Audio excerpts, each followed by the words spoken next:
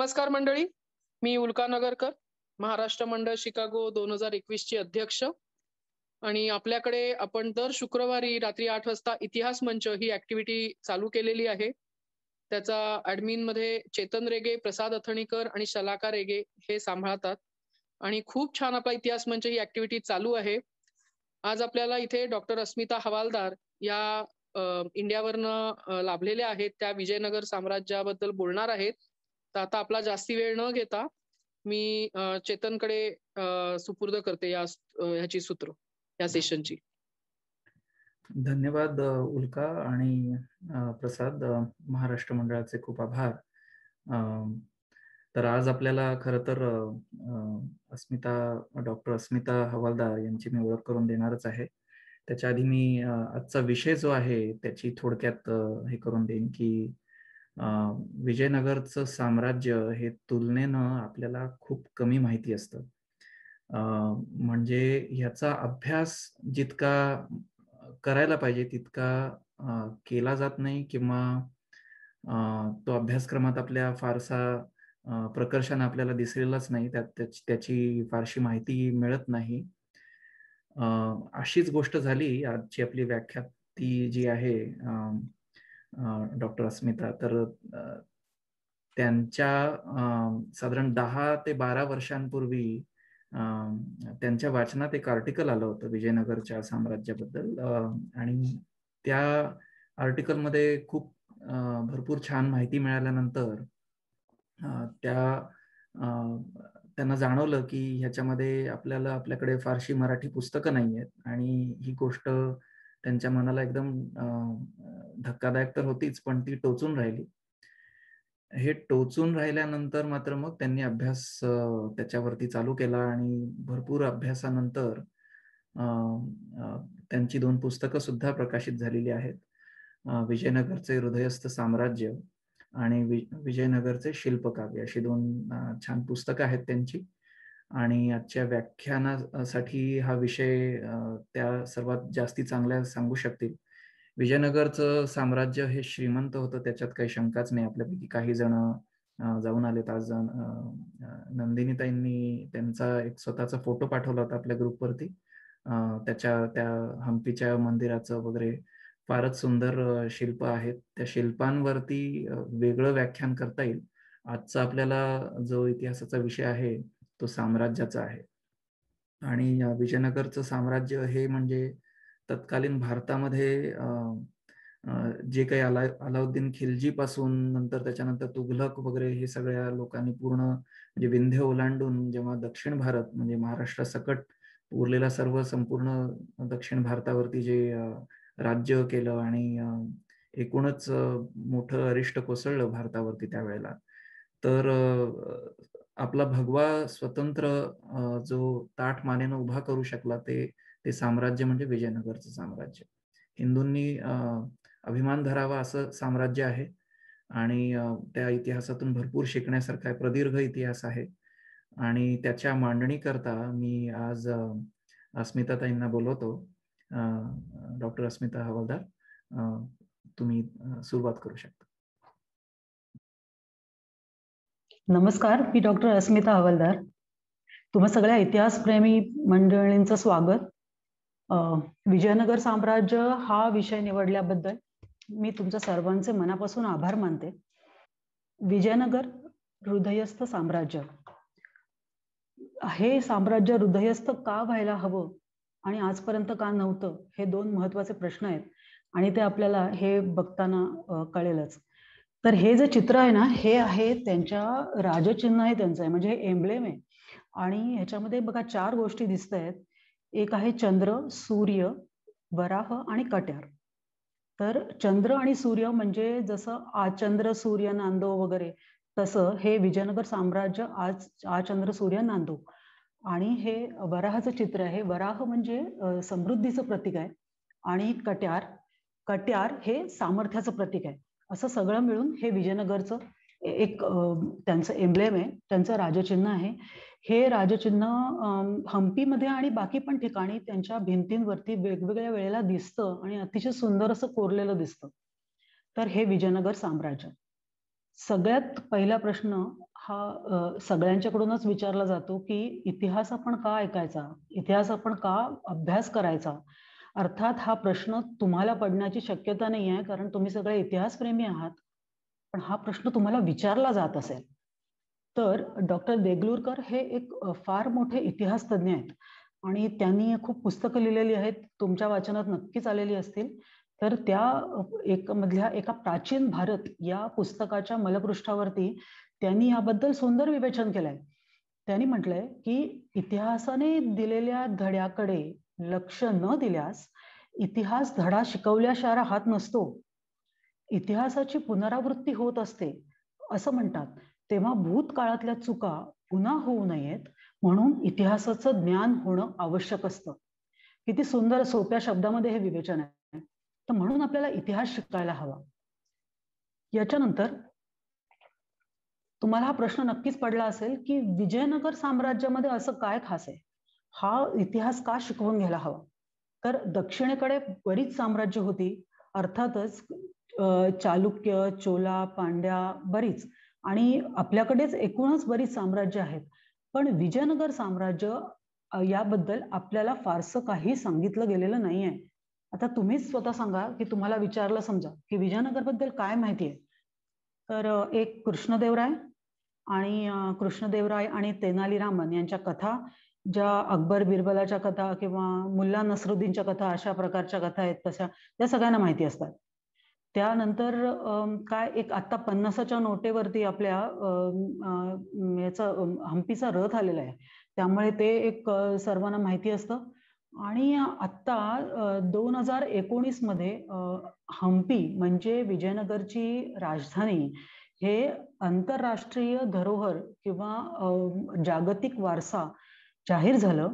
त्याच्यामुळे आता हम्पीकडे सगळ्यांचं लक्ष वळलंय, म्हणून हम्पी. आणि चौथी गोष्ट, तुम्ही सगळे इतिहासप्रेमी आहात म्हणून तुम्हाला राक्षस तंगडीची लढाई माहिती असेल, आणि त्याचं नाव राक्षस तंगडी ऍक्च्युली नाही आहे, ते आपल्याला राक्षस तंगडी असं सांगितलं जातं. तर ह्या 4 गोष्टी सोडून फारसं काही साधारणपणे माहिती नसतं कोणाला. तर आता आपण हे चित्र बघूया. हे विजयनगर साम्राज्य इतकं किडूक मिडूक, इतकं सामान्य, इतकं छोटंसं होतं का की ज्याच्याकडे दुर्लक्ष करता येणं सहज शक्य होतं. तर ह्या डावीकडे असलेल्या चित्रामध्ये हे एक लोधी साम्राज्य आहे. तर त्याची व्याप्ती किती आहे, तर हिमाचल प्रदेश आणि हरियाणाच्या बाजूला असलेला एक लहानसा प्रांत दिसतोय, याच्यापेक्षा मोठं ते नाही आहे. पण लोधींबद्दल आपल्याला शाळेमध्ये सगळं सांगितलं गेलेलं होतं, आपल्याला इतिहासामध्ये हे लोधी साम्राज्य शिकवलं गेलेलं आहे. आणि त्याची तुलना आपण आता विजयनगर साम्राज्याशी करूया. त्याच्या सीमा पहा, एकीकडे आहे बंगालचा उपसागर, दुसरीकडे हिंदी महासागर, तिकडे तिसऱ्या बाजूला अरबी समुद्र, ईशान्येला दिसतोय ओरिसा, आणि वरती आहे दख्खनचं पठार. खालची बाजू एका ठिकाणी कोरोमंडल पठार आहे. म्हणजे या एकूण या साम्राज्याची व्याप्ती किती मोठी आहे. लोधींपेक्षा म्हणजे लोधी हे या साम्राज्याचा एक लहानसा भाग होऊ शकेल, एक प्रांत होऊ शकेल, तरी पण आपल्याला ह्याच्याबद्दल काही सांगितलं गेलं नाही. हे आश्चर्याचीच घटना आहे. गंमत म्हणून तुम्हाला आणखीन एक सांगते. तुम्हाला रजिया सुलतान माहिती असेल, स्त्री शासकांच्या मध्ये रजिया सुलतान आपल्याला सांगितलेली असते. तर ती रजिया सुलतान न होती, ती सुलताना नव्हती. जेव्हा त्यांना कळलं की हा म्हणजे ही स्त्री आहे, हा पुरुष नाही, ही सुलताना आहे, त्यावेळेला तिला राज्यकारभारावरनं दूर करण्यात आलेलं होतं. आणि हा तिचा पूर्ण कारभार हा केवळ 4 वर्षाचा आहे. याची तुलना आपण आपल्याकडच्या स्त्री शासकांची केली म्हणजे उदाहरणार्थ मध्य प्रदेशामध्ये असलेलं वाकाटकांचं साम्राज्य, ज्याच्यामध्ये प्रभावती गुप्ता नावाची एक राणी होती आणि तिचे 4 मुलगे होते, आणि ते मोठे होईपर्यंत तिने हे साम्राज्य सांभाळलं, यशस्वीपणे समर्थपणे सांभाळलं, वाढवलं. आणि हा काळ आहे 24 वर्षाचा, पण हे आपल्याला सांगितलं गेलेलं नाही. हेच विजयनगरच्या बाबतीमध्ये, विजयनगरमध्ये श्रीकृष्णरायाच्या ज्या 2 राण्या होत्या, तिरुमला देवी आणि चिन्ना देवी, या दोन्ही राण्या त्याच्याबरोबर लढायांना जात होत्या. तसंच बोंबला देवी नावाची एक नायकाची राणी होती. तर तिच्या पतीचं जेव्हा रणांगणामध्ये निधन झालं तेव्हा तिने स्वतः सेनापती पद स्वीकारलं आणि ती लढाई तशीच पुढे चालू ठेवली. तिसरं उदाहरण केल्दीचे व्यंकटप्पा नायक होते.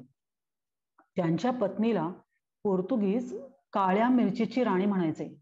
काळी मिरची हे सगळ्यात मोठं नगद देणारं पीक आहे.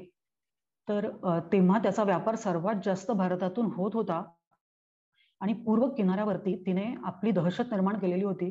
तिच्या काळ्या मिरचीचा व्यापार होऊ शकत नाही असं डच प्रवासी लिंचटन याने लिहून ठेवलेलं आहे. तर हा विजयनगरचा एक सामान्य एक सरळ सोप्या शब्दात सांगता येईल असा इतिहास, पण आपल्याला शाळेच्या अभ्यासक्रमामध्ये याचा समावेश करता नाही आला, त्यांनी केलेलंच नाही. आणि का नसेल केलं तर ह्याचं एक कारण सोपं आहे की ब्रिटिशांनी आपला सगळा अभ्यासक्रम वगैरे निर्माण केला. तर त्यांना जेवढं हवं होतं, जसं हवं होतं तेवढंच त्यांनी आपल्याला दिलं, बाकी त्यांनी आपल्याला दिलंच नाही. आणि ह्यात त्यांची काही चूकच नाही, कारण असं त्यांना आपल्यात आत्मविश्वास वाढेल किंवा आपल्यामध्ये राष्ट्रजागृती होईल किंवा आपला इतिहास उज्ज्वल आहे, गौरवशाली आहे, वैभवशाली आहे, हे सगळं त्यांनी म्हणजे आपल्याला सांगण्याची गरज काय, असं त्यांची प्रजा इतकी सज्ञान झालेली त्यांना कशाला हवी असेल. बरोबर. प्रश्न कधी येतो तर आपल्याला स्वातंत्र्य मिळून 70 वर्ष उलटली आहेत आणि 70 वर्षांमध्ये या अभ्यासक्रमामध्ये काही फरक पडलेला नाहीये आणि आपल्याला ह्याच्याबद्दल काही सांगितलेलं नाहीये. हाच लाख मोलाचा प्रश्न आहे. आणि हे ऐकताना, आजचं भाषण ऐकताना साधारण मला असं वाटतं की तुम्हाला या प्रश्नाचं उत्तर तुम्ही मनोमन ओळखाल की हे असं का झालंय. तर आता आपण खऱ्या इतिहासाकडे वळूया. हा आहे अल्लाउद्दीन खिलजी, जो आपल्याला सगळ्यांना माहिती आहे एक क्रूरकर्मा म्हणून माहिती आहे, पण आपल्यासाठी तो क्रूरकर्मा असला तरी तो एक अतिशय चतुर राजकारणी होता, अतिशय बुद्धिमान होता आणि तो परिस्थिती पटकन हाताळू शकत होता, असा होता तो. आणि तो दिल्लीमध्ये मोहम्मद बिन तुगलकाच्या दरबारामध्ये होता. तो स्वतःला प्रति नेपोलियन समजत होता, त्याला पूर्ण जग जिंकण्याची इच्छा होती. तर त्यांनी काय केलं की त्यांनी एक 8000ची फौज घेतली, जास्त नव्हती, 8000ची फौज ती घेतली आणि तो देवगिरीच्या साम्राज्यावरती चालून आला. देवगिरीचं साम्राज्य म्हणजे महाराष्ट्रामधलं साम्राज्य, ते एक बलाढ्य साम्राज्य होतं. त्यांच्या केसालाही कोणी धक्का लावू शकणार नाही इतकं त्यांच्याकडे सुरक्षा होती, इतकं वैभव होतं. आणि हा अल्लाउद्दीन खिलजी त्यांच्यावरती चालून आला. म्हणजे काय, आता रणजी वगैरे खेळणारे किंवा कोणी असं नॉर्मल कोणीतरी नॉर्मल गलीतल्या खेळणारे क्रिकेटरने सचिन तेंडुलकरला आव्हान देण्यासारखं आहे, पण त्यांनी असं केलं. हा, म्हणजे त्याच्यामध्ये धैर्य होतं. तो तिकडे आला. त्याच्या वेळेला देवगिरीमध्ये परिस्थिती अशी होती की त्यांच्याकडचं सैन्य होतं ते 80,000 पुढचं, म्हणजे काही तुलनाच नव्हती. आणि त्यांचा जो राजकुमार होता कृष्णदेवराय, तो कोकणामध्ये स्वारीसाठी गेलेला होता. त्याला ही बातमी मिळाली की अल्लाउद्दीनने आपल्याकडे देवगिरीच्या किल्ल्यावरती आक्रमण केलेलं आहे. देवगिरीचा किल्ला हा इतका बलाढ्य आहे, इतका मजबूत किल्ला आहे, तसं पडणं शक्य नाही आहे तो असा किल्ला, आणि ते राज्य पण तेवढंच मजबूत की जर पडणं शक्य नाही. मग अल्लाउद्दीनला कळलं की आता काही ह्यांना आपण असं हरवू नाही शकणार आहोत, मग आपल्याला आता बुद्धी चातुर्य वापरायला पाहिजे. म्हणून त्यांनी जी आवेळ उठवून दिली की हे माझं असंच सैन्य आहे, माझं जे खरं सैन्य आहे ते 1,00,000भराचं आहे आणि ते दिल्लीहून आता येणार आहे. कृष्णदेवराय जो कोकणामध्ये गेलेला होता, त्याला ही बातमी मिळाल्यानंतर तो परत फिरला होता. तर त्याचं जे सैन्य आहे ते देवगिरीच्या वेशीवरती जेव्हा आलं, तेव्हा या लोकांना वाटलं की हे अल्लाउद्दीनचं सैन्य आहे, दिल्लीमधनं आलेलं. त्यामुळे हे लोक सैरावैरा पळत सुटले आणि देवगिरी पडलं ही फार मोठी घटना होती. कारण दक्षिणेमध्ये तोपर्यंत सगळ्या राज्यांची, सगळ्या छोट्या छोट्या राज्यांची ही समजूत होती की देवगिरी पडू शकत नाही, आणि देवगिरी पडलं. त्यामुळे दक्षिणेला आता धोका झाला होता निर्माण, आणि सगळ्या राजांचा आत्मविश्वास थोडा डळमळीत झाला होता. अल्लाउद्दीननी असं सगळ्यांना सांगितलं होतं की मी कशासाठी येतोय, तर मला राज्य जिंकायचं आहे, मला भूभाग जिंकायचा आहे, मला संपत्ती मिळवायची. त्याच्याप्रमाणे त्याने संपत्ती मिळवली. त्यांनी 10,000 उंटांच्या वरती लादून संपत्ती दिल्लीमध्ये पाठवली. इतकी प्रचंड संपत्ती इकडे होती. पण देवगिरी पडल्या त्यांनी आपले खरे रंग दाखवायला सुरुवात केली, म्हणजे त्यांनी देवळं पाडायला सुरुवात केली आणि धर्मांतरणाला सुरुवात केली. इथे सगळं गणित बदललं. दक्षिणेमध्ये असलेल्या आपल्या मठाधिपतींना, धर्मगुरूंना, आपल्या सगळ्या धर्माच्या रक्षकांना आणि राजांना ही गोष्ट समजली की हे आक्रमण केवळ आपल्या भूमीवरचं नाही, आपल्या देशावरचं नाही, तर हे आक्रमण आपल्या धर्मावरचं आहे, आपल्या संस्कृतीवरचं आहे आणि ते रोखणं, इथल्या इथे रोखणं फार जरुरी आहे. तर देवगिरीवरती अल्लाउद्दीननी जाण्यापूर्वी पूर्ण नाकेबंदी केली. पूर्ण दक्षिणेमध्ये अशा प्रकारची नाकेबंदी होती की कुठल्याही हिंदू राजाला तिथे हालचाल करता येणं शक्य नव्हतं. हे सगळं करून तो दिल्लीमध्ये परत गेला. त्याच्यानंतर त्यांनी आपला जो सरदार होता मलिक कफूर, त्याला इकडे पाठवलं. हा म्हणजे एकाला झाकावं दुसऱ्याला काढावं इतका क्रूर. तर हाही दक्षिणेमध्ये आला. देवगिरी पडल्यानंतरचं दुसरं जे साम्राज्य होतं ते होतं वारंगळचं. त्याचा राजा होता प्रतापरुद्र. हाही एक बलाढ्य राजा होता. मलिक कफूरने त्याच्याही किल्ल्याला वेढा दिल्या, त्याला आव्हान दिलं आणि प्रतापरुद्राचं सुद्धा साम्राज्य पडलं. ह्या प्रतापरुद्राच्या दरबारामध्ये भावना संगमा या व्यक्तीची 5 मुलं होती, 5 मुलगे होते. त्यांचं नाव होतं हरिहर, बुक्क, कंपना, मुदप्पा आणि मुराप्पा. हे 5 संगमा भाऊ ज्यांनी नंतर पुढे विजयनगर साम्राज्याची निर्मिती केली. हे 5 भाऊ इथे होते आणि जेव्हा प्रतापरुद्राचं वारंगळ पडलं तेव्हा काही लोकांच्या सकट हे तिथून खाली आले, खालच्या बाजूला गेले आणि कंपलीमध्ये गेले.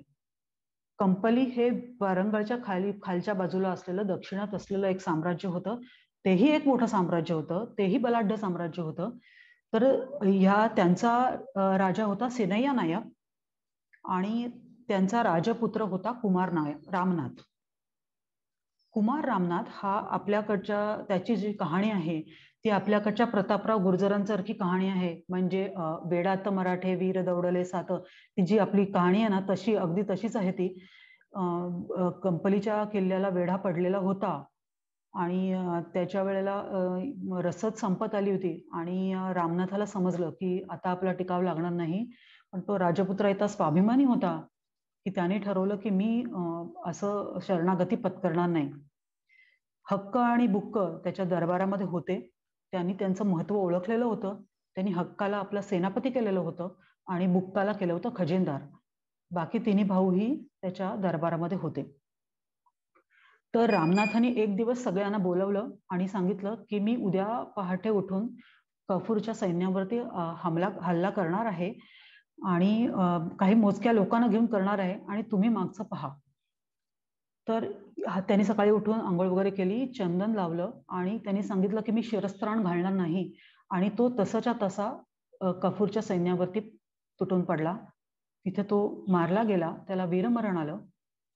कफूरने तिथल्या उरलेल्या काही लोकांना, कारण बाकी लोकांनी आत्महत्या केलेली होती तोपर्यंत जोहर केलेला होता, आणि जी बाकीची काही लोक उरलेली होती त्यांना त्यांनी पकडलं आणि त्यांना दिल्लीत नेलं.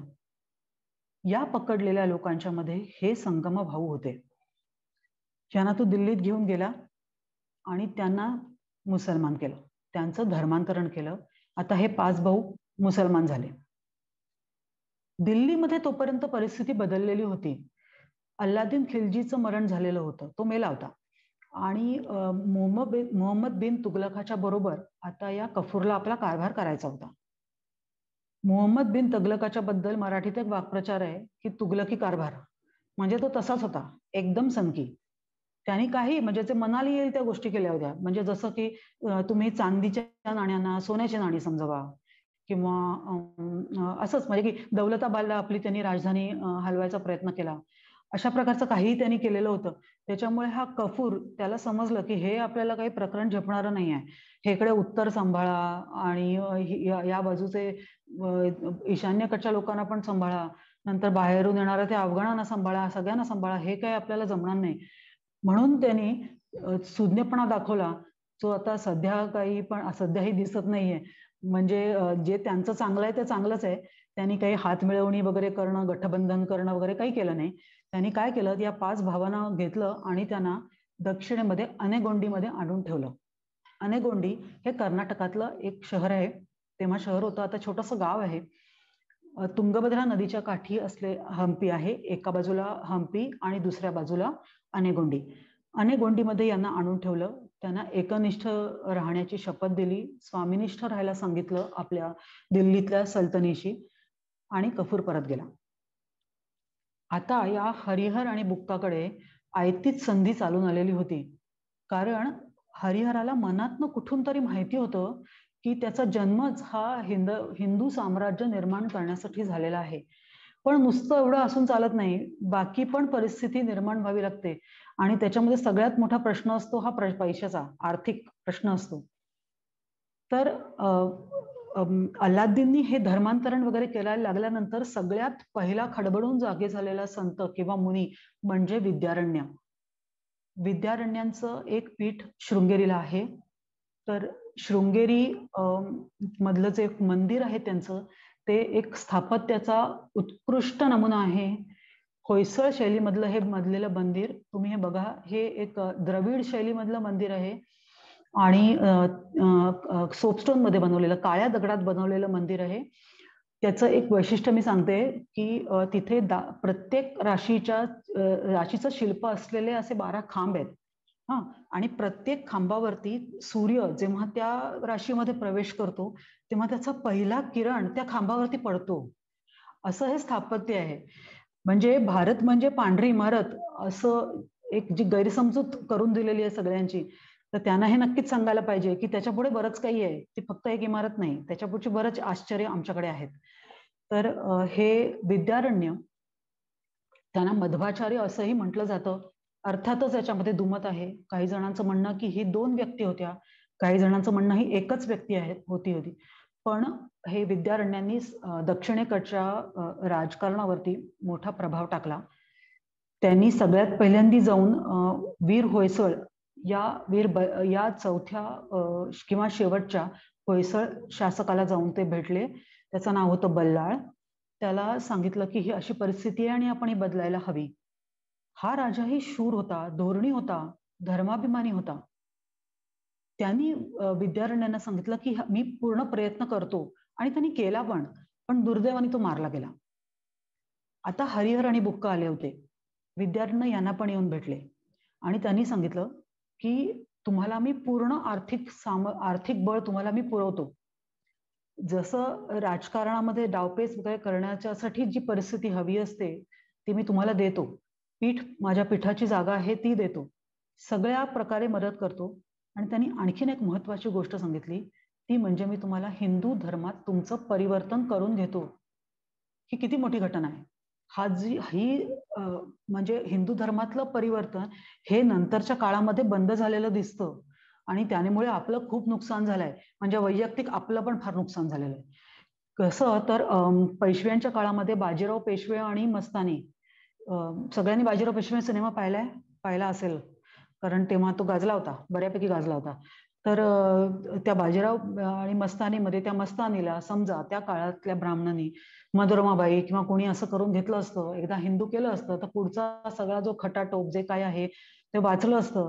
त्या बिचाऱ्या संजय लीला भलसाळीचे करोडो रुपये खर्च झाले, ते वाचले असते. आणि तो डेक्कनपर्यंत पसरणारा शनिवारवाडा ते पाहण्याचं दुर्भाग्य आपल्याला लाभलं नसतं. आणि त्याच्या पुढे जाऊन जो आपल्यावर मानसिक अत्याचार झालाय की त्या काशीबाई आणि मस्तानीचा नाच पाहायचा, तेही टाळलं असतं. म्हणजे बघा, एक लहानशी घटना किती सुज्ञ माणसांच्या मुळे इतिहासावर परिणाम करू शकते. तर हरिहर बुक्का अशा रीतीने विद्यारण्यांनी हिंदू धर्मामध्ये परिवर्तन करून घेतलं. त्यांच्यासारखा सुज्ञपणा राहिला असता तर बरंच काही आपल्याला पण टाळता आलं असतं. हे हिंदू झाले, त्यांना आर्थिक बळ मिळालं, त्यांना एकूणच राजकीय हे धार्मिक पीठाकडून बळ मिळालं. ह्याचा भारतीय मनावरती मोठा परिणाम असतो. त्यांना लोकांचा विश्वास संपादन करणं, त्यांच्यामध्ये आस्था निर्माण करणं हे अगदी सहज जमलं. त्यामुळे लोकांनी या दोघांना आपला राजा म्हणून मान्यता दिली. ते वर्ष होतं 1336 आणि ही घटना घडली होती अनेगोंडीमध्ये. आणि विजयनगर साम्राज्याची स्थापना या वर्षी झाली. त्याचे संस्थापक होते हरिहर किंवा हक्क आणि बुक्क. हक्क म्हणजे फुल. हे 5 भाऊ आणि अनेगोंडी आणि विद्यारण्य एवढ्याच सामग्रीवरती विजयनगर साम्राज्याची सुरुवात झालेली होती. या भावांचं एक वैशिष्ट्य म्हणजे हे 5 भाऊ कायमच एक दिलाने राहिले, त्यामुळे ते साम्राज्य मजबूत करून राहिले. हा जो महत्वाचा गुण आहे त्यांचा, हाही पुढे आपल्याकडे दिसत नाही. या 5 भावांनी एक वेगवेगळा असा आपला प्रांत निवडला आणि आपापल्या प्रांतातून त्यांनी आसपासचे प्रांत किंवा छोटी छोटी गावं हे जिंकायला सुरुवात केली आणि क्षेत्रफळ विस्तारायला सुरुवात केली. यामध्ये काय झालं की एक विचित्र घटना घडली. हे दोघं जण जेव्हा जंगलातनं फिरत होते तेव्हा त्यांना शिकारी कुत्र्यांच्या मागे धावणारा एक ससा दिसला. आता शिकारी कुत्रे म्हणजे इतके हिंस्त्र असतात की ते एका सिंहालाही मारू शकतात. तर त्यांच्या पाठी एक लहानसा चिमुकला ससा धावत होता. त्यांना या घटनेचं आश्चर्य वाटलं. त्यांनी हे जाऊन विद्यारण्यांना सांगितलं. तर विद्यारण्यांनी त्यांना विचारलं की तुम्ही हे पाहिलं कुठे? तर त्यांनी सांगितलं हम्पीमध्ये. तर विद्यारण्य त्यांना म्हणाले की आपल्यासाठी हा ईश्वरी संकेत आहे. ही हम्पी आता आपली राजधानी. हम्पी हे तुंगभद्रेच्या किनारी असलेलं एक लहानसं गाव. तेव्हा गाव पण नाही, हम्पी हे असं साधारण आता दिसतं. अशा टेकड्या दिसतात आणि वर्षानुवर्ष झालेल्या धुपीमुळे आता असे रंगीबेरंगी खडक तिकडे दिसतात. तेही सुंदरच दिसतं. तर हम्पी हे नाव कसं पडलं हे, तर तिथे पंपा नावाची मुलगी होती. म्हणजे अशी एक पुराणातली कथा आहे की पंपा नावाची एक जी मुलगी होती, आदिवासी मुलगी, तिने विरूपाक्ष म्हणजे शंकराचं रुद्ररूप, तर त्याला मनाने वरलं. तिने तिथे बसून तपश्चर्या केली आणि शंकर प्रसन्न झाले आणि विरूपाक्ष आणि पंपेचा विवाह झाला. तर तिथे विरूपाक्षचं खूप मोठं मंदिर आहे, सुंदर मंदिर आहे आणि विरूपाक्ष पंपेच्या विवाहाचा एक मोठा सोहळाही होतो. तर पंपा नावाचं तिथे एक सरोवर आहे. या पंपा नावावरनं नाव पडलं हम्पी. आणि या हम्पीच्या नावाची कहाणी, हम्पीवरनं झालं नंतर विद्यानगर आणि विद्यानगर नंतर झालं विजयनगर. विजयनगर ही राजधानी. तुंगभद्रा नदी ही तुंगा आणि भद्रा या 2 नद्यांच्या एकत्र होण्यामुळे बनलेली आहे. जेव्हा ती या प्रांतामध्ये प्रवेश करते तेव्हा तिचं गळीत रूपांतर होतं आणि ती हम्पीला जणू एखाद्या आईने आपल्याला मुलाला कवेत घ्यावं तसं ती कवेत घेऊन वाहते. त्याच्या दुसऱ्या बाजूला आहे अनेकोंडी आणि इथे प्रवाहही तिचा बऱ्यापैकी आहे, अगदीच संथ नाहीये. हम्पीच्या या तुंगभद्रेच्या किनारी बसून तिथला सूर्यास्त पाहणं हे फार भाग्याचं लक्षण आहे. हम्पी हे म्हणजे फक्त त्याचं ऐतिहासिक दृष्टिकोनाने महत्व आहे असं नाही, तर खरं सांगायचं तर त्याचं आध्यात्मिक महत्व आहे. कारण हम्पी म्हणजे सुग्रीवाची किष्किंधा नगरी. आपण रामायणामध्ये जी किष्किंधा नगरी पाहिलेली आहे, वाचलेली आहे ना, म्हणजे जे ऐकलेलं आहे की ऋष्यमुख पर्वत, हेमकूट पर्वत आणि अंजनेय टेकडी आणि हे सगळं तिकडे आहे. म्हणजे मातंग पर्वतावरचा तो मतंग ऋषींचा आश्रम, हेमकूट पर्वतावरती हा सुग्रीव होता, अंजनेय पर्वत, वृषमुख पर्वतावरती श्रीराम आणि लक्ष्मण राहिलेले होते वगैरे, हे सगळं तिथे दिसतं. या सगळ्या खुणा तिथे दिसतात. आणि इतकंच नाही तर आता 3000 वर्षापूर्वीचा मानवाचा तिथे इतिहास सापडलेला आहे, त्याच्या पाऊलखुणा सापडलेल्या आहेत. त्यामुळे ह्या वेगळं एक महत्व आहे. तर भौगोलिक दृष्ट्या ही किती सुरक्षित जागा होती, कदाचित विद्यार्थ्यांनी आधीच पाहिलेली असणारी, की 5 बाजूनी टेकड्या आणि मध्ये हे हम्पी, त्यामुळे सुरक्षित आहेच. आणि किष्किंधा नगरी ही आहेच, तिथे तिकडे ते शबरीची गुहा पण आहेच. हे सगळं रामायणातल्या खुणा आपल्याला जागोजागी दिसतात. त्यामुळे हम्पी पाहणं हे स्वर्गसुख आहे. माझं हे वाक्य अतिशयोक्ती नाही, हे तुम्हाला तिथे गेल्यावरच कळेल. आणि तुमच्यापैकी काही जणांनी हम्पी पाहिलं आहे, त्याच्यामुळे त्यांना हे नक्कीच कळेल. आणि इतिहास डोक्यामध्ये भरून समजा आपण हम्पी पाहिलं तर ते किती आणखीन सुंदर आहे हे आता ह्याच्यानंतर बहुतेक तुम्हाला कळेल. तर तुंगभद्रेच्या किनारी जाऊन आपण जेव्हा संध्याकाळी बसतो, समोर सूर्यास्त होत असलेला तो लाल बिंब आपल्याला दिसत असतं, बाजूला तुंगभद्रा वाहत असते. दिवसभर आपण हा हम्पीचा, विजयनगर साम्राज्याचा एक समृद्ध इतिहास पाहिलेला असतो. त्याची साक्ष देणाऱ्या इमारती, मंदिरं, त्याच्यावरची शिल्प, या सगळ्यांच्या मध्ये मनात कृतज्ञता दाटून आलेली असते. आणि इतके वर्ष जो आपल्या राजकारण्यांनी घोळ घालून राम आहे की नाही, रामायण घडलंच की नाही, ते काव्य आहे का काय आहे, हा जे काय सगळे काही उगीच नको तेवढे प्रश्न निर्माण करून ठेवलेले आहेत, म्हणजे ते आपल्या पुरते तिथे संपलेले असतात. कारण आपल्याला मनातून हे सगळं कळलेलं असतं की हे इथे सगळं आहेच, आणि ह्याच्यासाठी आस्तिक होण्याची गरज नाही, फक्त मनाने भारतीय असण्याची गरज आहे. आपण तिथे हम्पीच्या त्या तुंगभद्रेच्या किनारी बसून हे सगळं पाहिलेलं असतं. मनामध्ये कृतज्ञता, आनंद आणि अभिमान अशा सगळ्या भावनांचे तरंग असतात. आणि हे सगळं शब्दातीत आहे वर्णन करणं. हा सुखाचा क्षण आपल्या सर्वांच्या आयुष्यात येऊ ही इच्छा.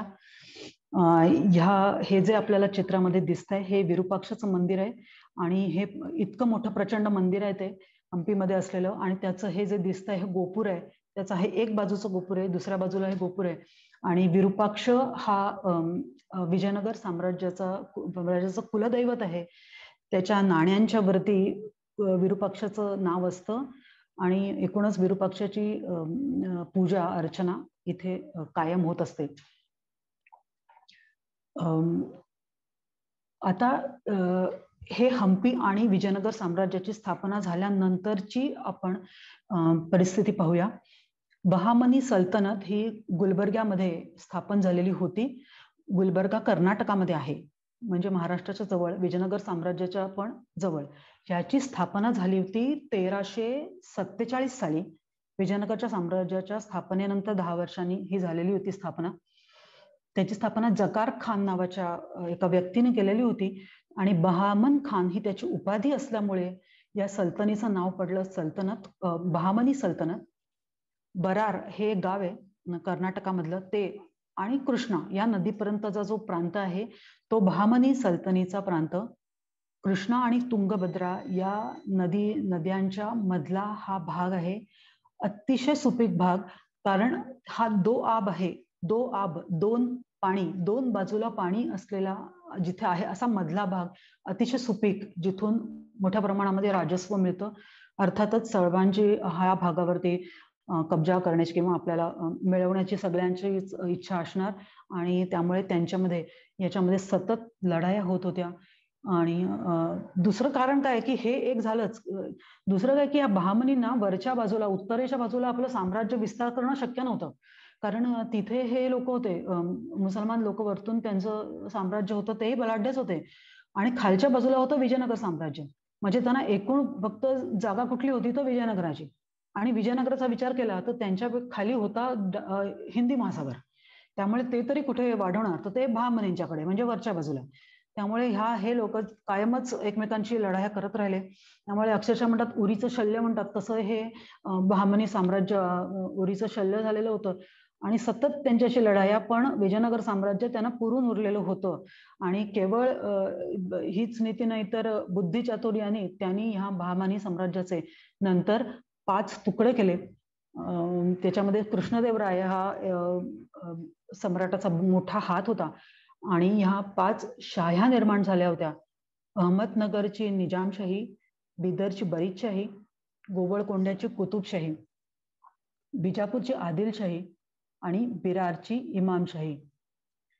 हे तोडा फोडा राज्य करा ही नीती आपण नंतर इंग्रजांनी आपल्यावरती वापरलेली आहे, म्हणजे आपण त्याचे परिणाम भोगलेले आहेत. बहामनी सल्तनीमध्ये थोड्याफार प्रमाणामध्ये त्यांनी हेच केलेलं होतं.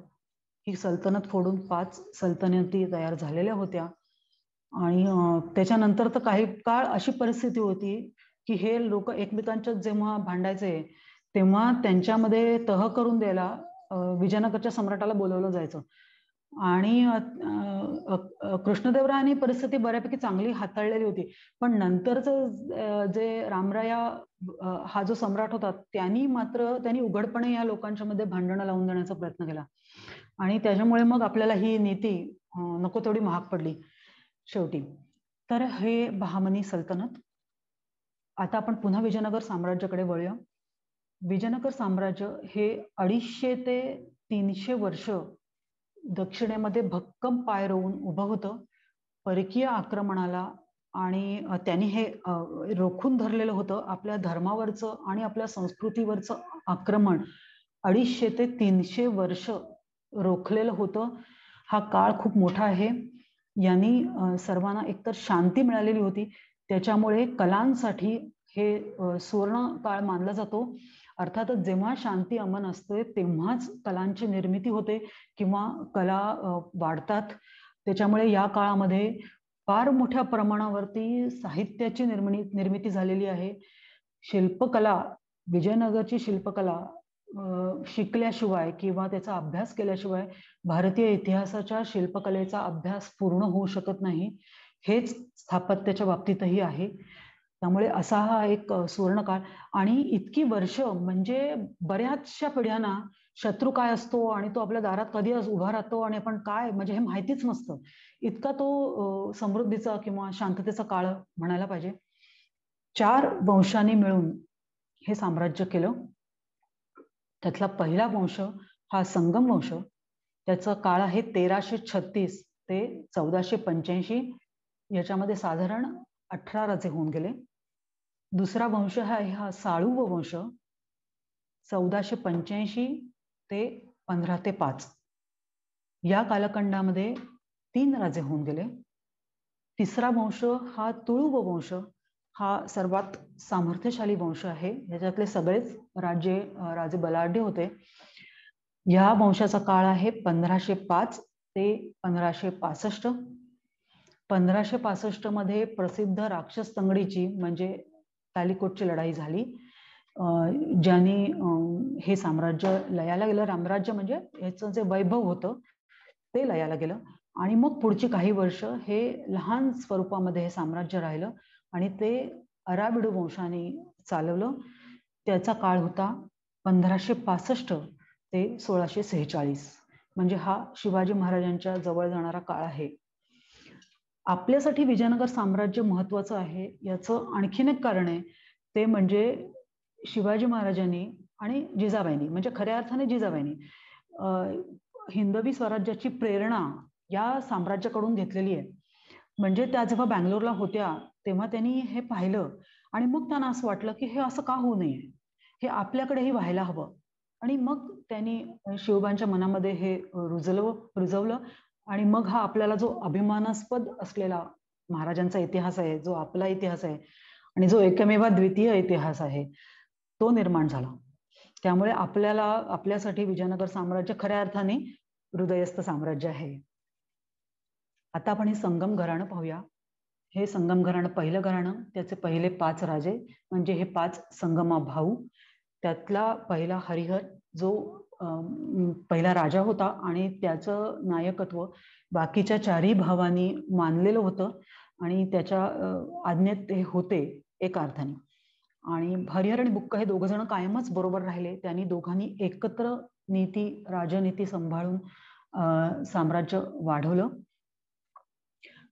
हरिहराचं योगदान खूप मोठं आहे कारण त्याला दृष्टी होती अशा प्रकारच्या साम्राज्याची.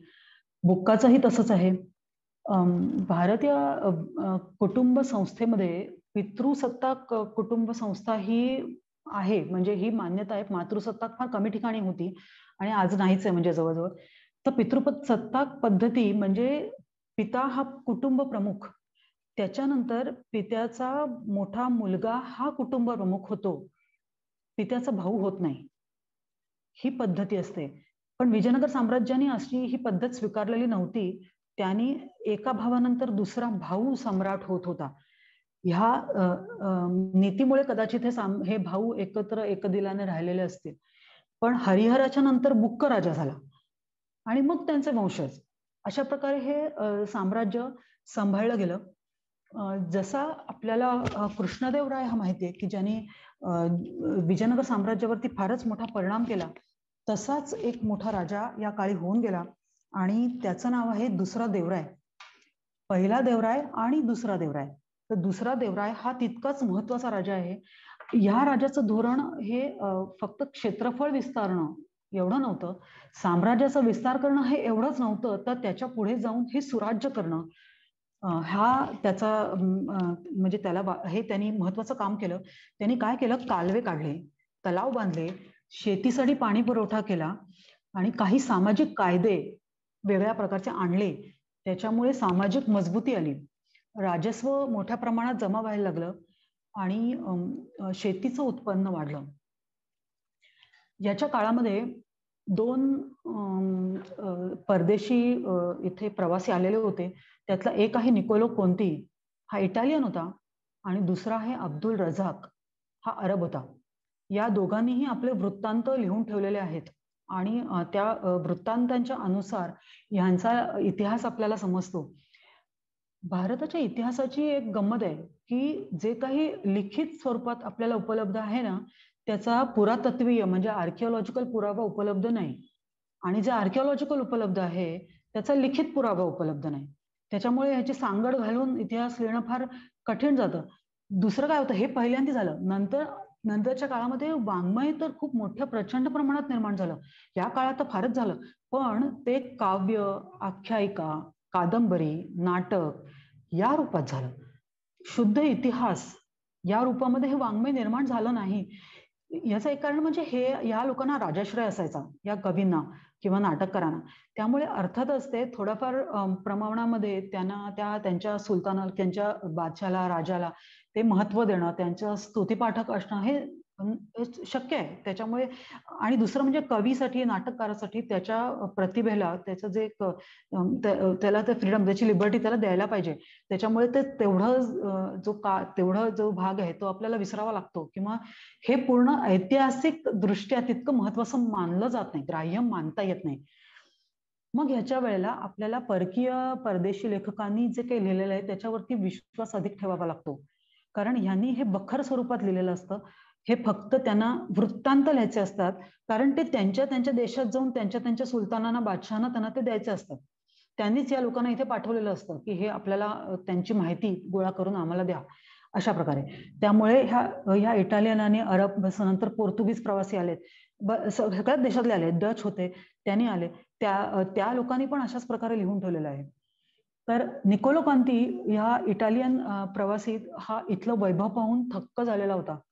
तो म्हणाला होता की इतकं वैभवशाली शहर माझ्या पाहण्यातच नाही आहे, आणि इथला धार्मिक भाग जो सर्व धर्म समभाव हे बघून त्याला आश्चर्यच वाटलं होतं. नंतर दुसरा हा अब्दुल रझाक, हा अरब, ह्यानी तर एक फार प्रसिद्ध वाक्य लिहून ठेवलंय. तो असं म्हणाला की ज्ञानाच्या कानाने ऐकलं नाही आणि डोळ्याच्या बाहुलीने जे कधी पाहिलं नाही. ज्ञानाच्या कानाने जे कधी ऐकलं नाही आणि डोळ्याच्या बाहुलीने जे कधी पाहिलं नाही, असं हे जगातलं एकमेवा द्वितीय शहर आहे. असं शहर मी आजपर्यंत पाहिलेलंच नाही, असं त्यांनी लिहिलेलं आहे. आणि कालिकत बंदरासारखी 300 बंदरं या राजाकडे आहेत. त्याच्याकडे 11 लाखापेक्षा सैन्यबळ आहे. यांच्याकडे खूप संपत्ती आहे, म्हणजे राजे, राण्या किंवा इव्हन पशु, हत्ती सगळ्यांच्या वरती संपत्ती लादलेली आहे, असं त्याचं म्हणणं आहे. एका ठिकाणी तर त्यांनी असं म्हटलंय की रस्त्यावरती बसून लोक हिरे वगैरे, सोनं असं विकत असतात. आणि अशा प्रकारचं त्यांनी जसं लिहिलंय ना, तसं त्याच्यानंतर 2 पोर्तुगीज प्रवासी आलेले होते, दोमिंगो पेस आणि नुनीज म्हणून. तर त्या दोघांनी पण अगदी असंच याच प्रकारचं लिहिलेलं आहे. त्यामुळे या राज्याची वैभव किंवा संपत्ती किती प्रचंड होती हे या लोकांच्या लिखाणावरून कळतं. इथल्या संपत्तीचं मी खरं वर्णन केलं तर त्याच्यावर तुम्ही विश्वासच ठेवणार नाही, असं त्यांनी आपल्या सुलतानाला पण लिहिलेलं होतं. तर असा हा अब्दुल रझाक, आणि त्याची जी बखर आहेत त्यांनी आपल्यावर उपकारच करून ठेवलेत, कारण त्यांनी असं लिहिलं नसतं तर आपल्याला आपलंच वैभव काय होतं हे नीट कळलंच नसतं. याच्यानंतर या संगम घराण्याचा जो शेवटचा राजा होता त्याला पेंदेराय असं म्हणतात, प्रौढ देवराय असंही म्हटलं गेलंय त्याला. तर तो शेवट हा अल्पवयीन होता, लहान होता वयाने. त्याच्या आधीचे जे 2 राजे आलेले होते ते कर्तृत्ववान नव्हते किंवा ते कर्तृत्व शून्य होते असं म्हणायला पाहिजे. त्यांच्या दरबारामध्ये साळुव नरसिंह हा अमात्य होता. हा स्वामीनिष्ठ होताच, पण तो त्याच्यापेक्षा त्याची विजयनगरच्या प्रतिनिष्ठा होती, आणि त्याच्याही लक्षात आलं होतं की हे अयोग्य राजे आहेत, ह्यांच्या हातामध्ये हे साम्राज्य टिकणार नाही. त्यांनी अनेक प्रकारे समजवायचा प्रयत्न केला, पण ते असं होतच, म्हणजे यशाची धुंदी, पैशाची धुंदी चढतेच. तर ती जी त्या चढलेली होती या लोकांच्या डोळ्यावरती, आणि त्याच्यामुळे जनतेमध्ये असंतोष पसरलेला होता. आणि त्याच्यामुळे नरसिंहाने आपला जो अमात्य होता, त्याचं नाव होतं तिम्मरसू, या दोघांनी मिळून हा शेवटच्या पेंदेरायावरती हल्ला केला. त्याला तो तिकडून पळून गेला आणि मग विजयनगराच्या गादीवरती हा नरसिंह आला. हा काळ होता 1485. इथून साळुव घराण्याला सुरुवात होते. साळुव हे काही घराण्याचं नाव नाही. साळुव म्हणजे ससाणा, आणि ही त्याला मिळालेली उपाधी आहे. ज्या घराण्यामध्ये 3 राजे होऊन गेले, 3ही राजे कर्तृत्ववान होते. त्यांनी आपापल्या परीने हे साम्राज्य बळकट करण्यामध्ये मोठं योगदान दिलेलं आहे. जे आपले किल्ले आधी गेले होते, म्हणजे ह्या लोकांचे जे किल्ले त्यांनी घालवलेले होते,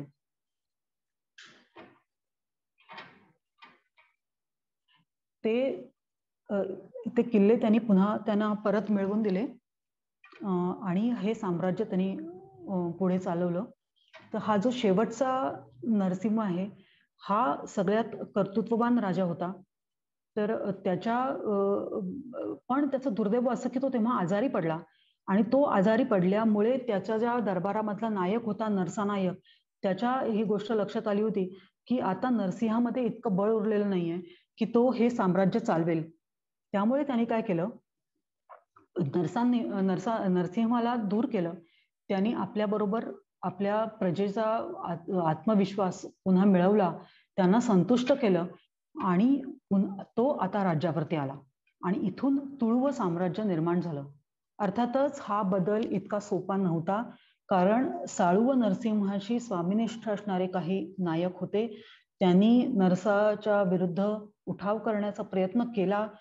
त्या सगळ्यांचं बंड त्यांनी मोडून काढलं. बंड मोडून काढलं असं म्हणण्यापेक्षा त्यांनी नंतर काही काळाने विश्वास जिंकला, आणि मग त्यांनी पुन्हा एक स्थिर साम्राज्य निर्माण केलं.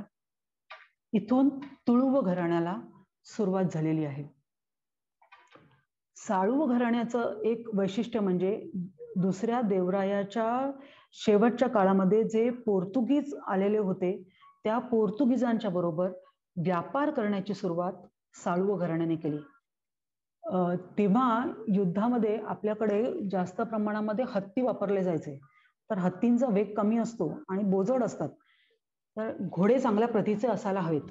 तर ही दृष्टी या देवरायाकडे होतीच, आणि या साळुव नरसिंहाच्याकडे त्यापेक्षा जास्त ही दृष्टी होती. त्यांनी पोर्तुगीज गव्हर्नर अल्मेडा याच्या बरोबर घोड्यांच्या खरेदीचा सौदा केला, आणि त्यांनी अशा प्रकारचा सौदा केला होता की तुम्ही घोडे फक्त आम्हालाच विकायला हवेत. अर्थात त्यांनी ते पोर्तुगीजांनी ते पाळलं नाही, पण त्यांनी असा करार करायचा प्रयत्न केलेला होता की सगळे घोडे आम्हालाच मिळाले पाहिजेत. आणि त्याच्यानंतर बहामनी साम्राज्यावरचे हल्ले करणं आणि लढ्या करणं हे आपल्याला तुलनेने त्या लोकांना सोपं गेलं, आणि हे साम्राज्य 5 भागामध्ये विभागलं गेल्यानंतर तर ते खिळखिळं झालं. तुळुव घराणं म्हणजे तुळवसू घराणं हे चांद्रवंशीय घराणं होतं. त्याचा जो नायक आहे तो आहे नरसा नायक, जो साळुव घराण्यातल्या नरसिंहाच्या दरबारामध्ये होता. तो थिंक टँक होता. त्याच्या म्हणजे तो मूळ बुद्धिमत्ता त्याची होती. तो सर्व राजकीय धोरणं वगैरे ठरवत होता, आणि एका अर्थाने राज्यकारभार तोच करत होता. तर तो नरसा नायक, आणि त्याला 4 मुलगे होते. त्याच्यातला जो मोठा होता नरसिंह, तो नरसा नायकाच्या मृत्यूनंतर गादीवरती आला.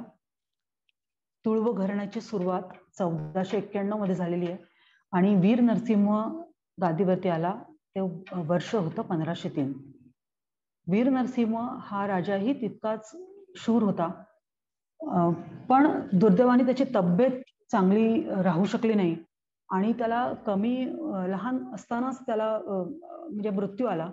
तो मृत्यूशय्येवर असताना मात्र त्यांनी विजयनगराची जी इतकी वर्षाची परंपरा होती ती मोडण्याचा प्रयत्न केला. म्हणजे त्यांनी आपला जो अमात्य होता तिम्मारसू त्याला बोलावलं आणि त्याला सांगितलं की माझा भाऊ माझ्यानंतर गादीवरती येईल, तर तू असं होऊन देऊ नको. तू असं कर की तू कृष्णदेवरायाला मार, त्याचे डोळे मला आणून दाखव, आणि नंतर माझ्या मुलाचा राज्याभिषेक कर.